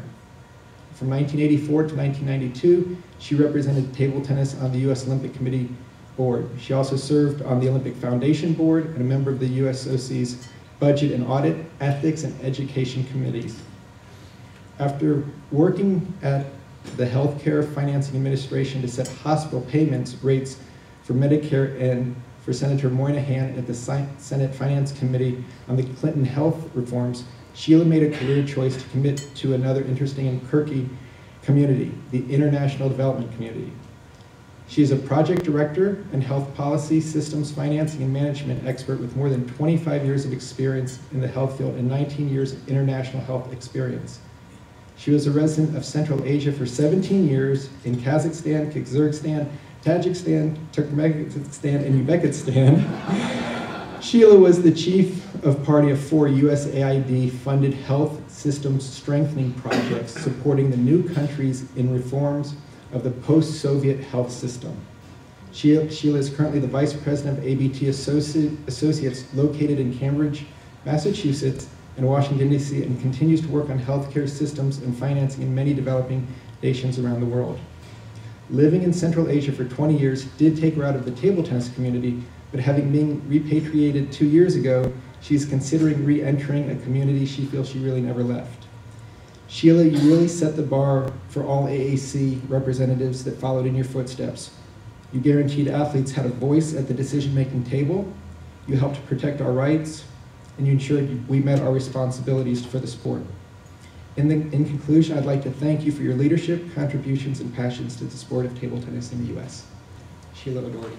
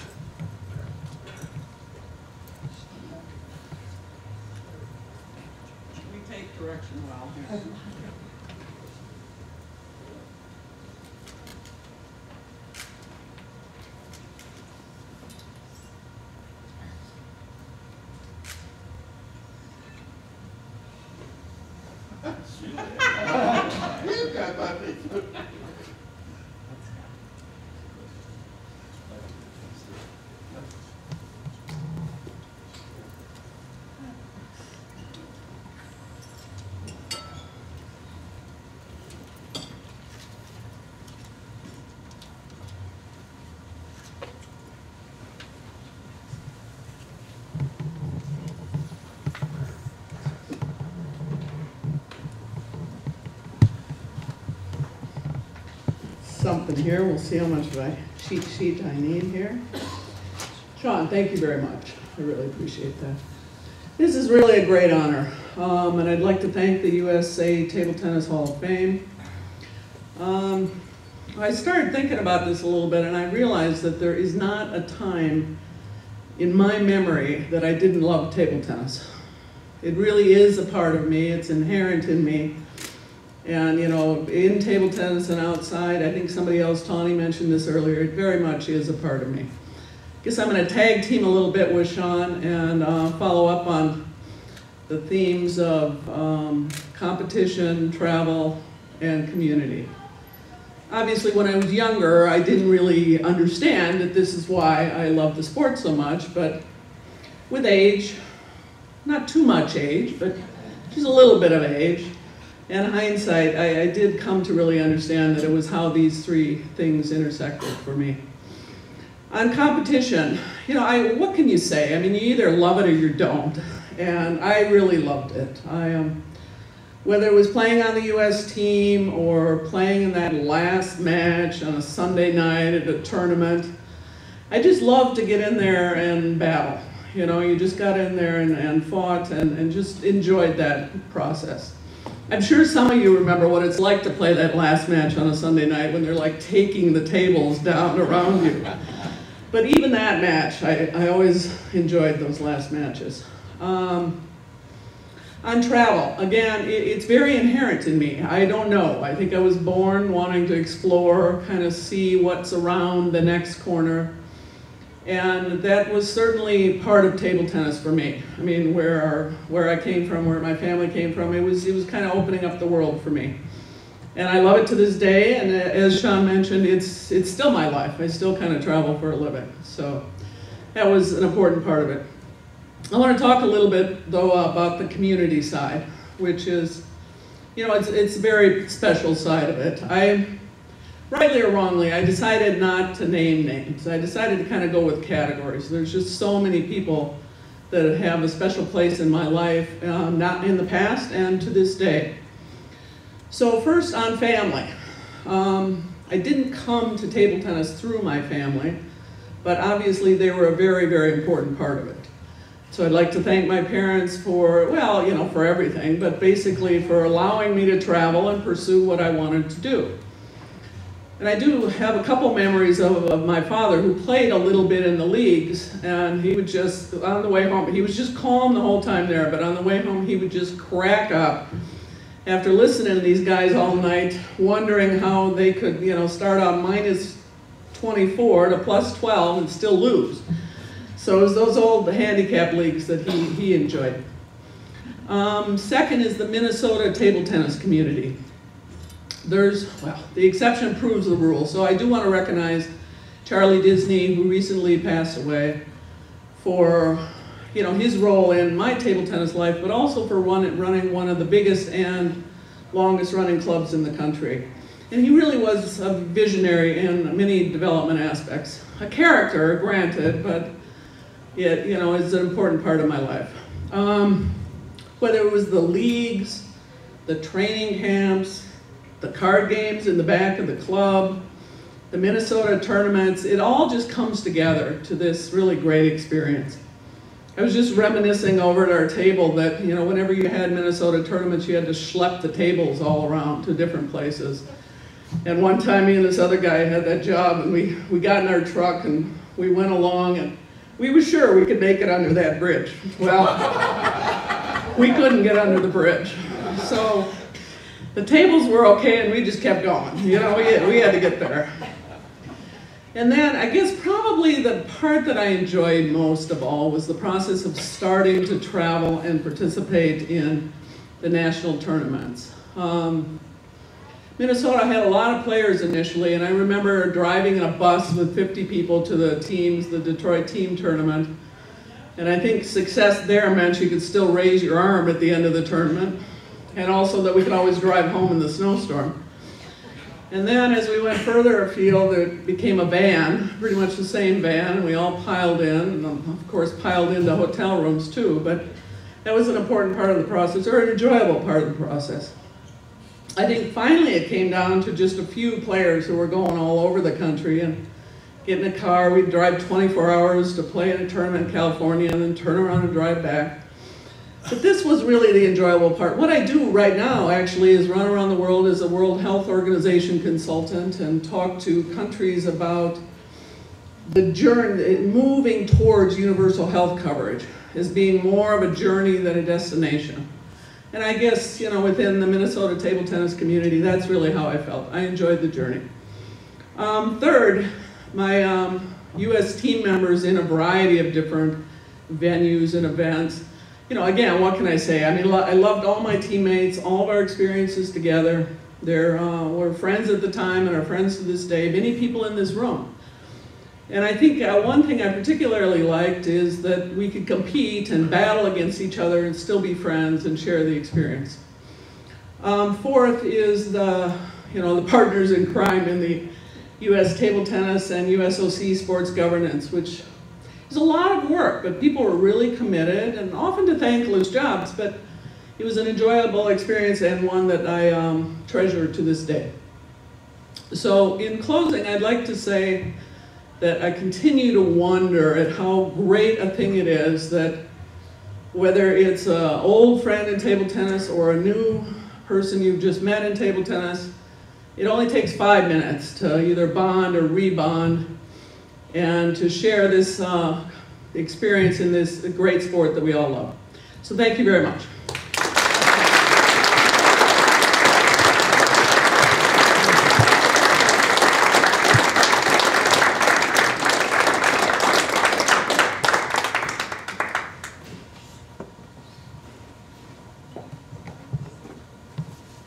Okay, Tim again.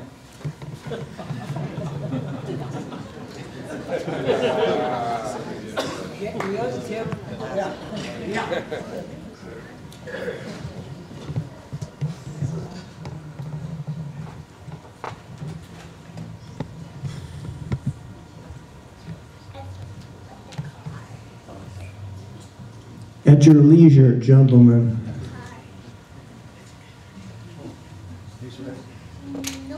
Talk about the G twins. Here we have the Jameson twins. The one on the left is Barbara, born just 4.5 years before Donna Jean on the right.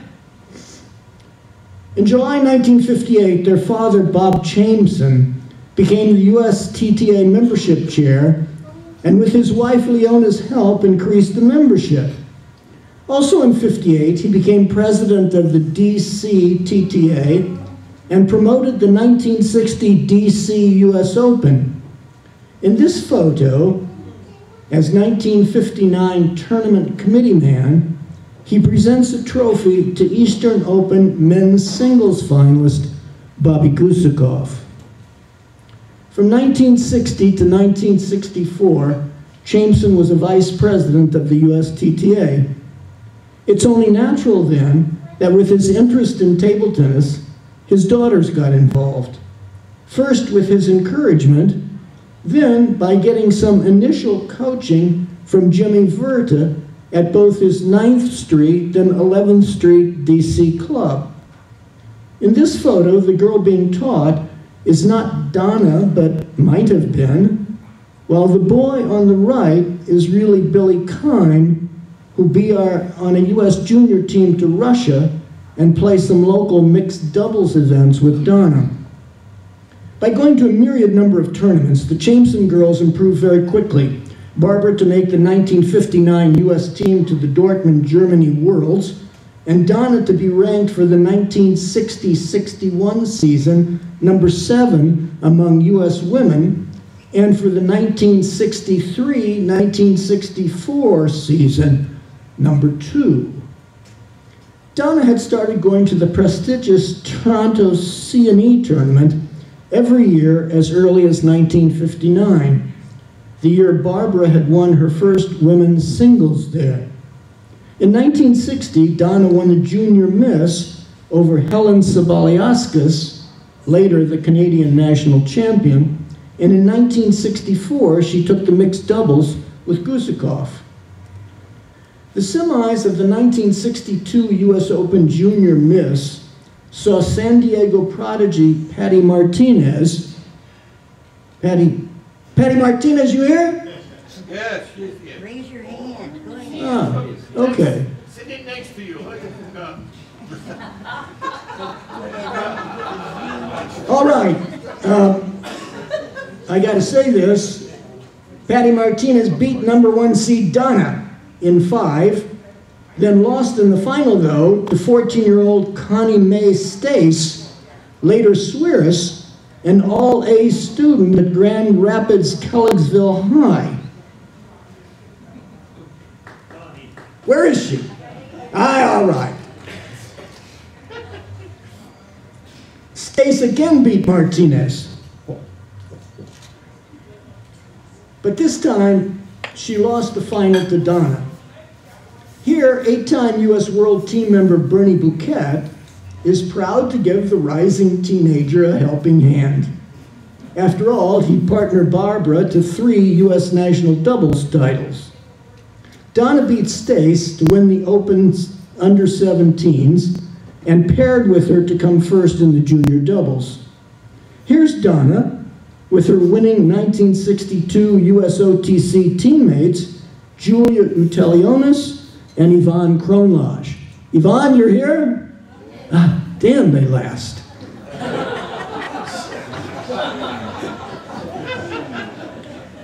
In 1963, Donna, with a 21-1 record, won the Most Valuable Player Award at the USOTCs.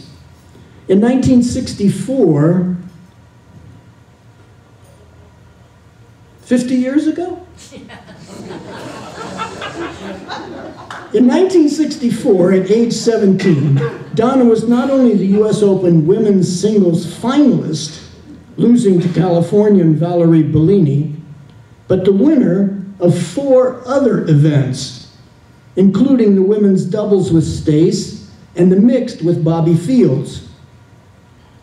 Hey, if you were surrounded by such loot, you'd be smiling too. Also in 1964, at the Easterns, Donna would pair with Brazilian penhole prodigy Bariba da Costa to reach the final of the mixed. Then at the 1965 US Open, Donna and Connie successfully defended their women's doubles title. Okay, that's enough wins for a lifetime. Donna somehow takes all these trophies home, which apparently exhausts her, so we don't see her for a while. After a 6-year absence, she returns as Donna Chamson Newell, the mother of 2 girls, Michelle and Jennifer. They couldn't be here, could they? She plays just long enough to be designated November-December Woman of the Month. Another absence, then another return. In 1977, Donna pairs up with Dave Sakai to win the US Open A mixed doubles. And compatible as they are,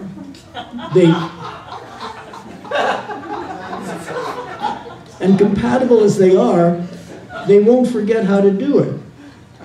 In 1991, 92, 93, they'll be the US closed over 40 mixed champions.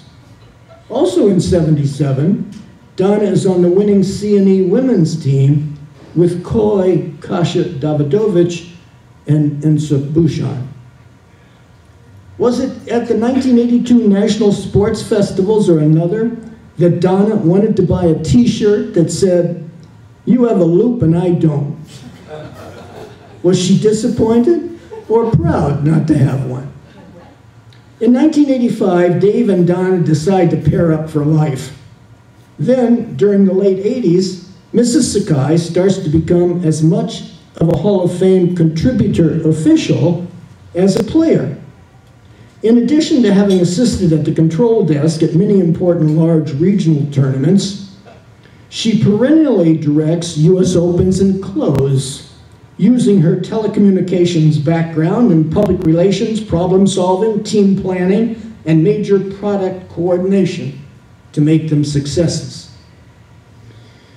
It's 1990, and Donna is elected USTTA secretary, while slate mate Danny Seemiller is elected USTTA president.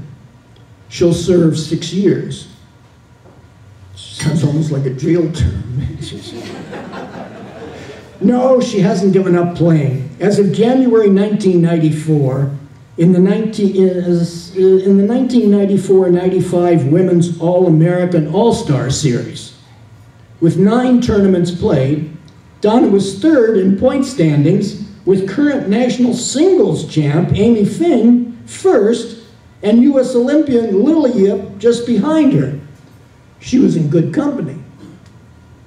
And being in good company prepares me for my favorite Sakai story, in which Donna has a memorable line.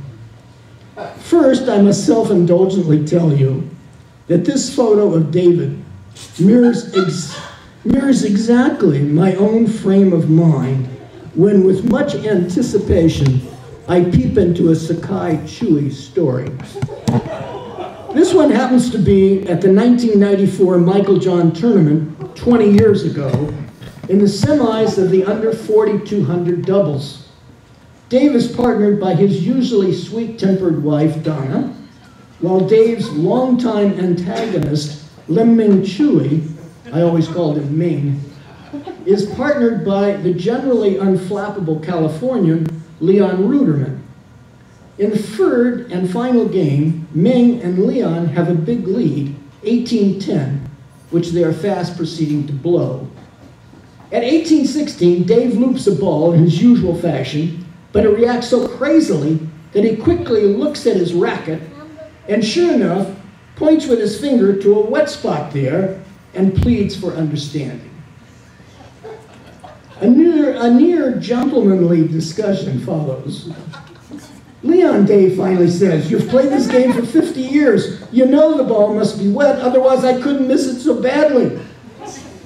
Chewy, who has a high opinion of his game, is of course not moved by this argument. He's seen Dave miss many a ball, would like him to miss more, especially since earlier in the day, Dave has beaten him in the over 40s. But Dave won't beat Ming this game.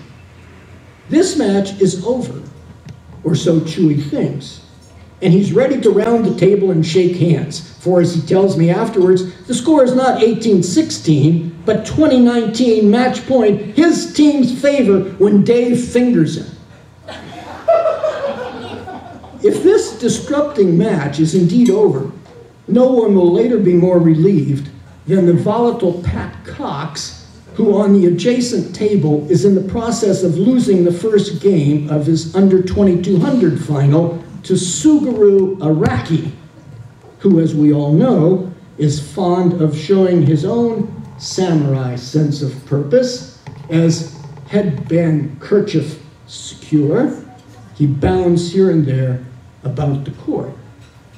But no, this game is not over, for since Dave is begging Leon to reconsider, and nice guy Leon is urging Ming to give David back the point, Ming reluctantly but magnanimously agrees.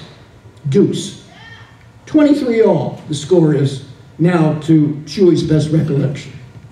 At this point, Ming flies the ball long off the table and immediately says his racket has a wet spot. He wants the same consideration he'd earlier given Sakai. A discussion erupts, causing Cox and Araki to again momentarily halt their match. Dave says, how could the ball go ceilingward if you have a wet spot? Ming says, why not? I can make it do that. Donna, who's picked up the ball, swats it at Chewy. Bravo, at least a silent cheer had to go up for Donna for that smash. More discussion is followed by a decidedly amicable solution. A coin flip will decide the previous point, and an umpire will be called out for the remainder of the match. Chewy wins the flip, and Chris Castro comes out to umpire the now 2020 match, which is how he's scoring it, Castro. A scowling Cox and Araki are into their second game. Order sooner or later prevails. Donna, you're serving to me. Donna serves. Leon returns the ball to Dave. Dave sends it back to Ming, and Ming chops it into the net. Wrong order, Chewy calls. Play stops on Cox and Araki's table again, too. More heated discussion as to whether the point should count. Umpire Castro says the point stands. So, okay, Ruderman down match point to serve. To who? It's immaterial. He quickly whiffs his own serve. Yep, swings and misses the ball completely. Match to the Sakais. Cox, yeah, let's have a cheer, yeah. Cox, rather than take a swing of his own at Chewy, who he's still exasperated by, the more so because Ming's still out there on court, shaking his head, mumbling and grumbling, abruptly gives up, retires, says to Araki, you win, and leaves the table, leaves the building, before he does anything he'll regret or his loving wife will. Left alone on court, Araki, in his best Mishima fashion, feels he's been dishonored. Though it's not clear whether more by Cox or Chewy, whose bag he later picks up and throws at him. That's one of the funniest things I've ever seen in my whole life. 10 years ago, I also read the damn thing, and it was so funny then for me. It's still funny to me, you know?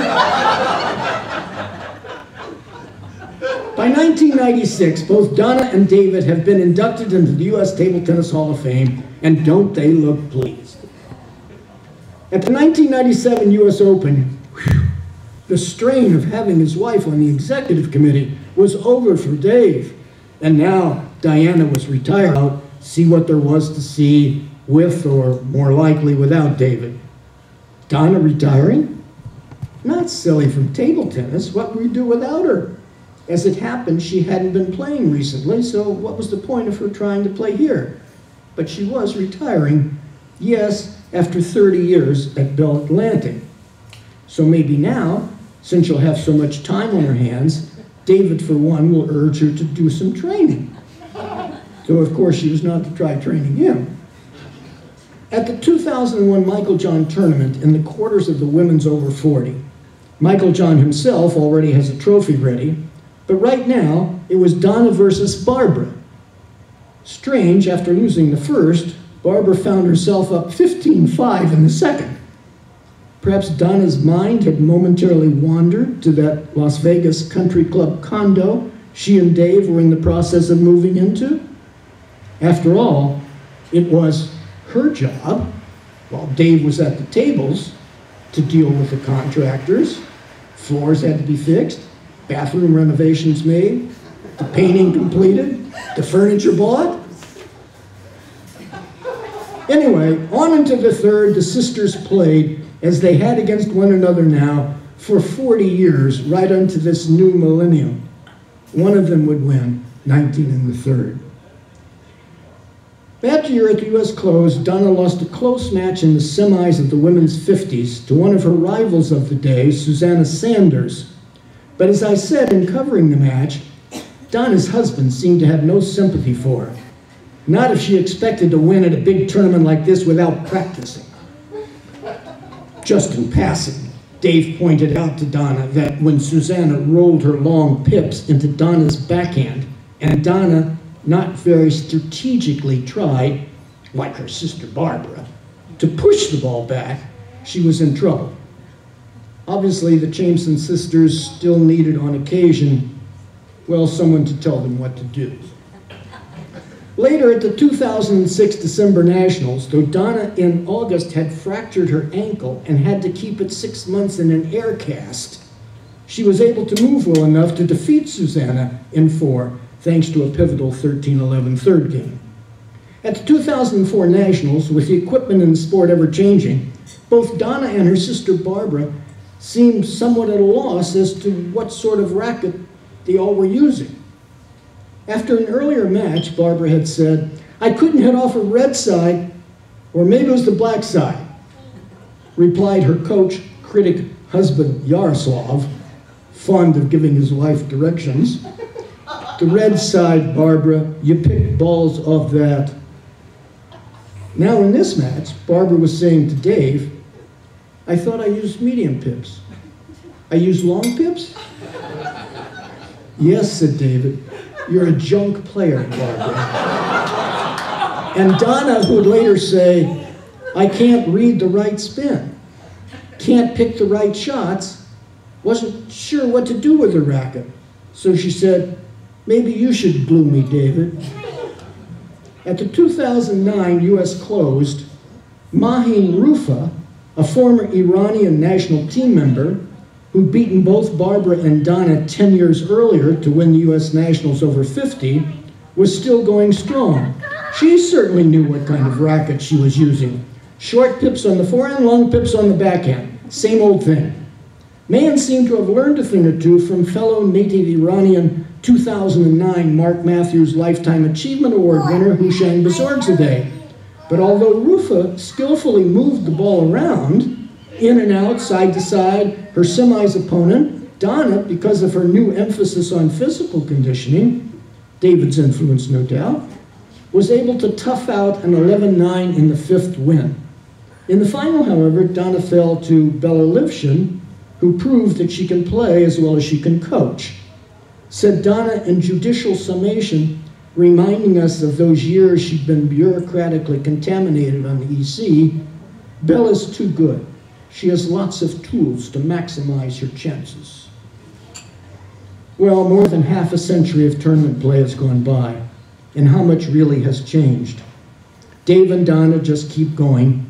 At the 2010 U.S. Open Women's 60s final, Donna, rated 1841, met Californians Chiako Suzuki, rated 1862, and unexpectedly routed her 6-3-4, for which she received not just the expected A for award certificate, but a startling $250 first prize.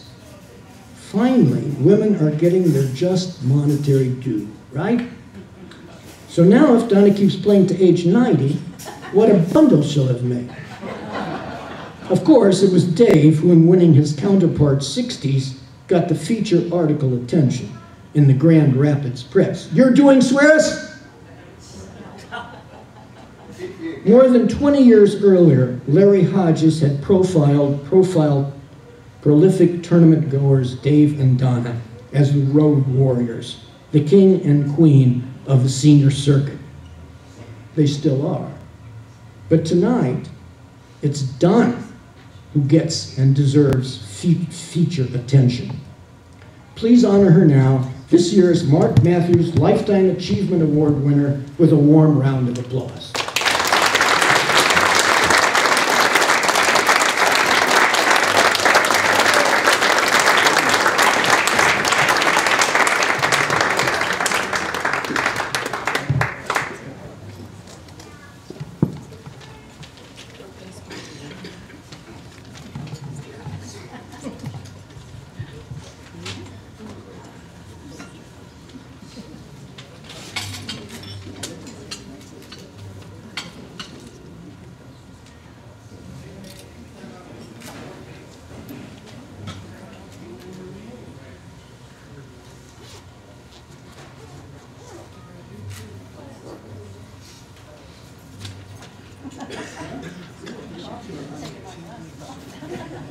Oh dear.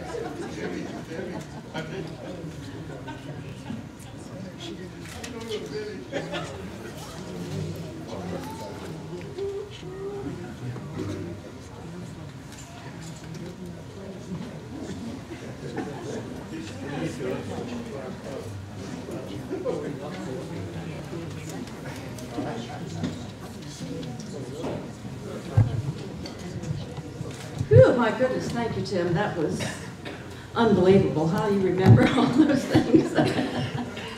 Wonderful walk down memory lane. Thank you. I'm thrilled and honored to be this year's recipient of the Mark Matthews Lifetime Achievement Award. It's very rewarding to receive this recognition and approval from a group of people whom I really admire and respect. So I give a great big huge thanks to the Hall of Fame board members. Thank you.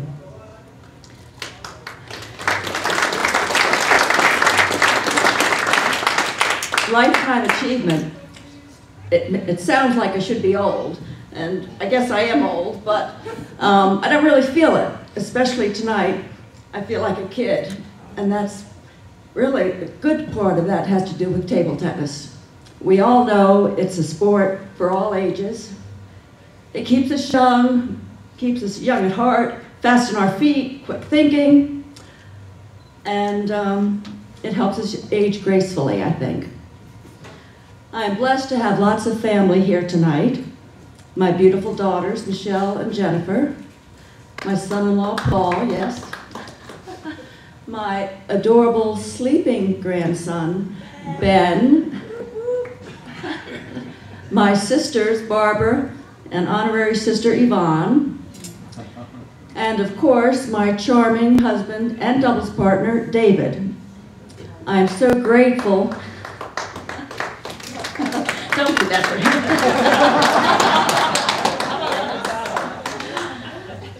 I am so grateful to have their love, their support, their companionship, their encouragement in all aspects of my life, not just table tennis. And David, thank you for almost 30 years of wedded bliss and for all the wonderful advice you give me, whether I need it or not. I'm also grateful to have so many lifelong friends here tonight, people who have been on my table tennis journey as competitors, rivals, teammates, doubles partners, tournament staff, board members, club members. There are so many of you here tonight, but Mark, Dana, Moni, Danny, you're out there, Connie and Dell. I mean, I could go on and on, but I'll stop there and just say that I want you all to know how much I really value your friendships. Thanks to my mom and dad, I started playing table tennis 57 years ago. Table tennis has been good to me and good for me. I never imagined the impact that table tennis would have and really still has on my life. My life has been blessed, wonderful family, great friends, adventures, travels, many personal accomplishments and victories, and yes, many defeats. I've had so many wonderful memories. I just want to say, I want to thank all of you here tonight, this late hour, for making this very special night for me one of the best memories of my life. Thank you.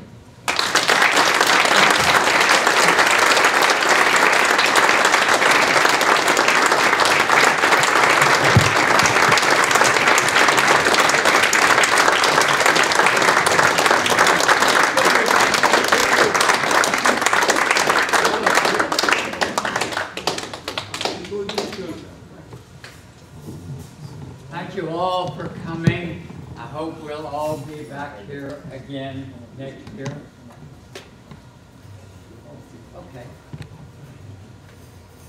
Not quite yet, Dick. Not quite yet. Okay. As you all know, Dick has said this is his last year as president of the Hall. And I want to say a little bit about the Hall from all of us, and we all feel this way, I'm certain, but the board of USATT wants to acknowledge the Hall of Fame for what you do. The memories that are collected here are all individualized, and if we didn't have an event like this, or a Hall of Fame that does the things that we do, the memories would vanish with all of us. Each of us has memories that we collect and are continued on through the discussion, the camaraderie, and the things that we put together in the posters, the presentations, which are, by the way, very good, and everything that the Hall does. So Dick, if you'd come up here, actually, let me come down there. We have something for you. This is, I'll show it to the audience. We have Dick Evans' picture, and it says USA Table Tennis on behalf of the organization and board of directors. We wish to express our appreciation to Dick Evans for his many years of outstanding service. Table tennis as president of the USATT Hall of Fame. Yeah, bravo!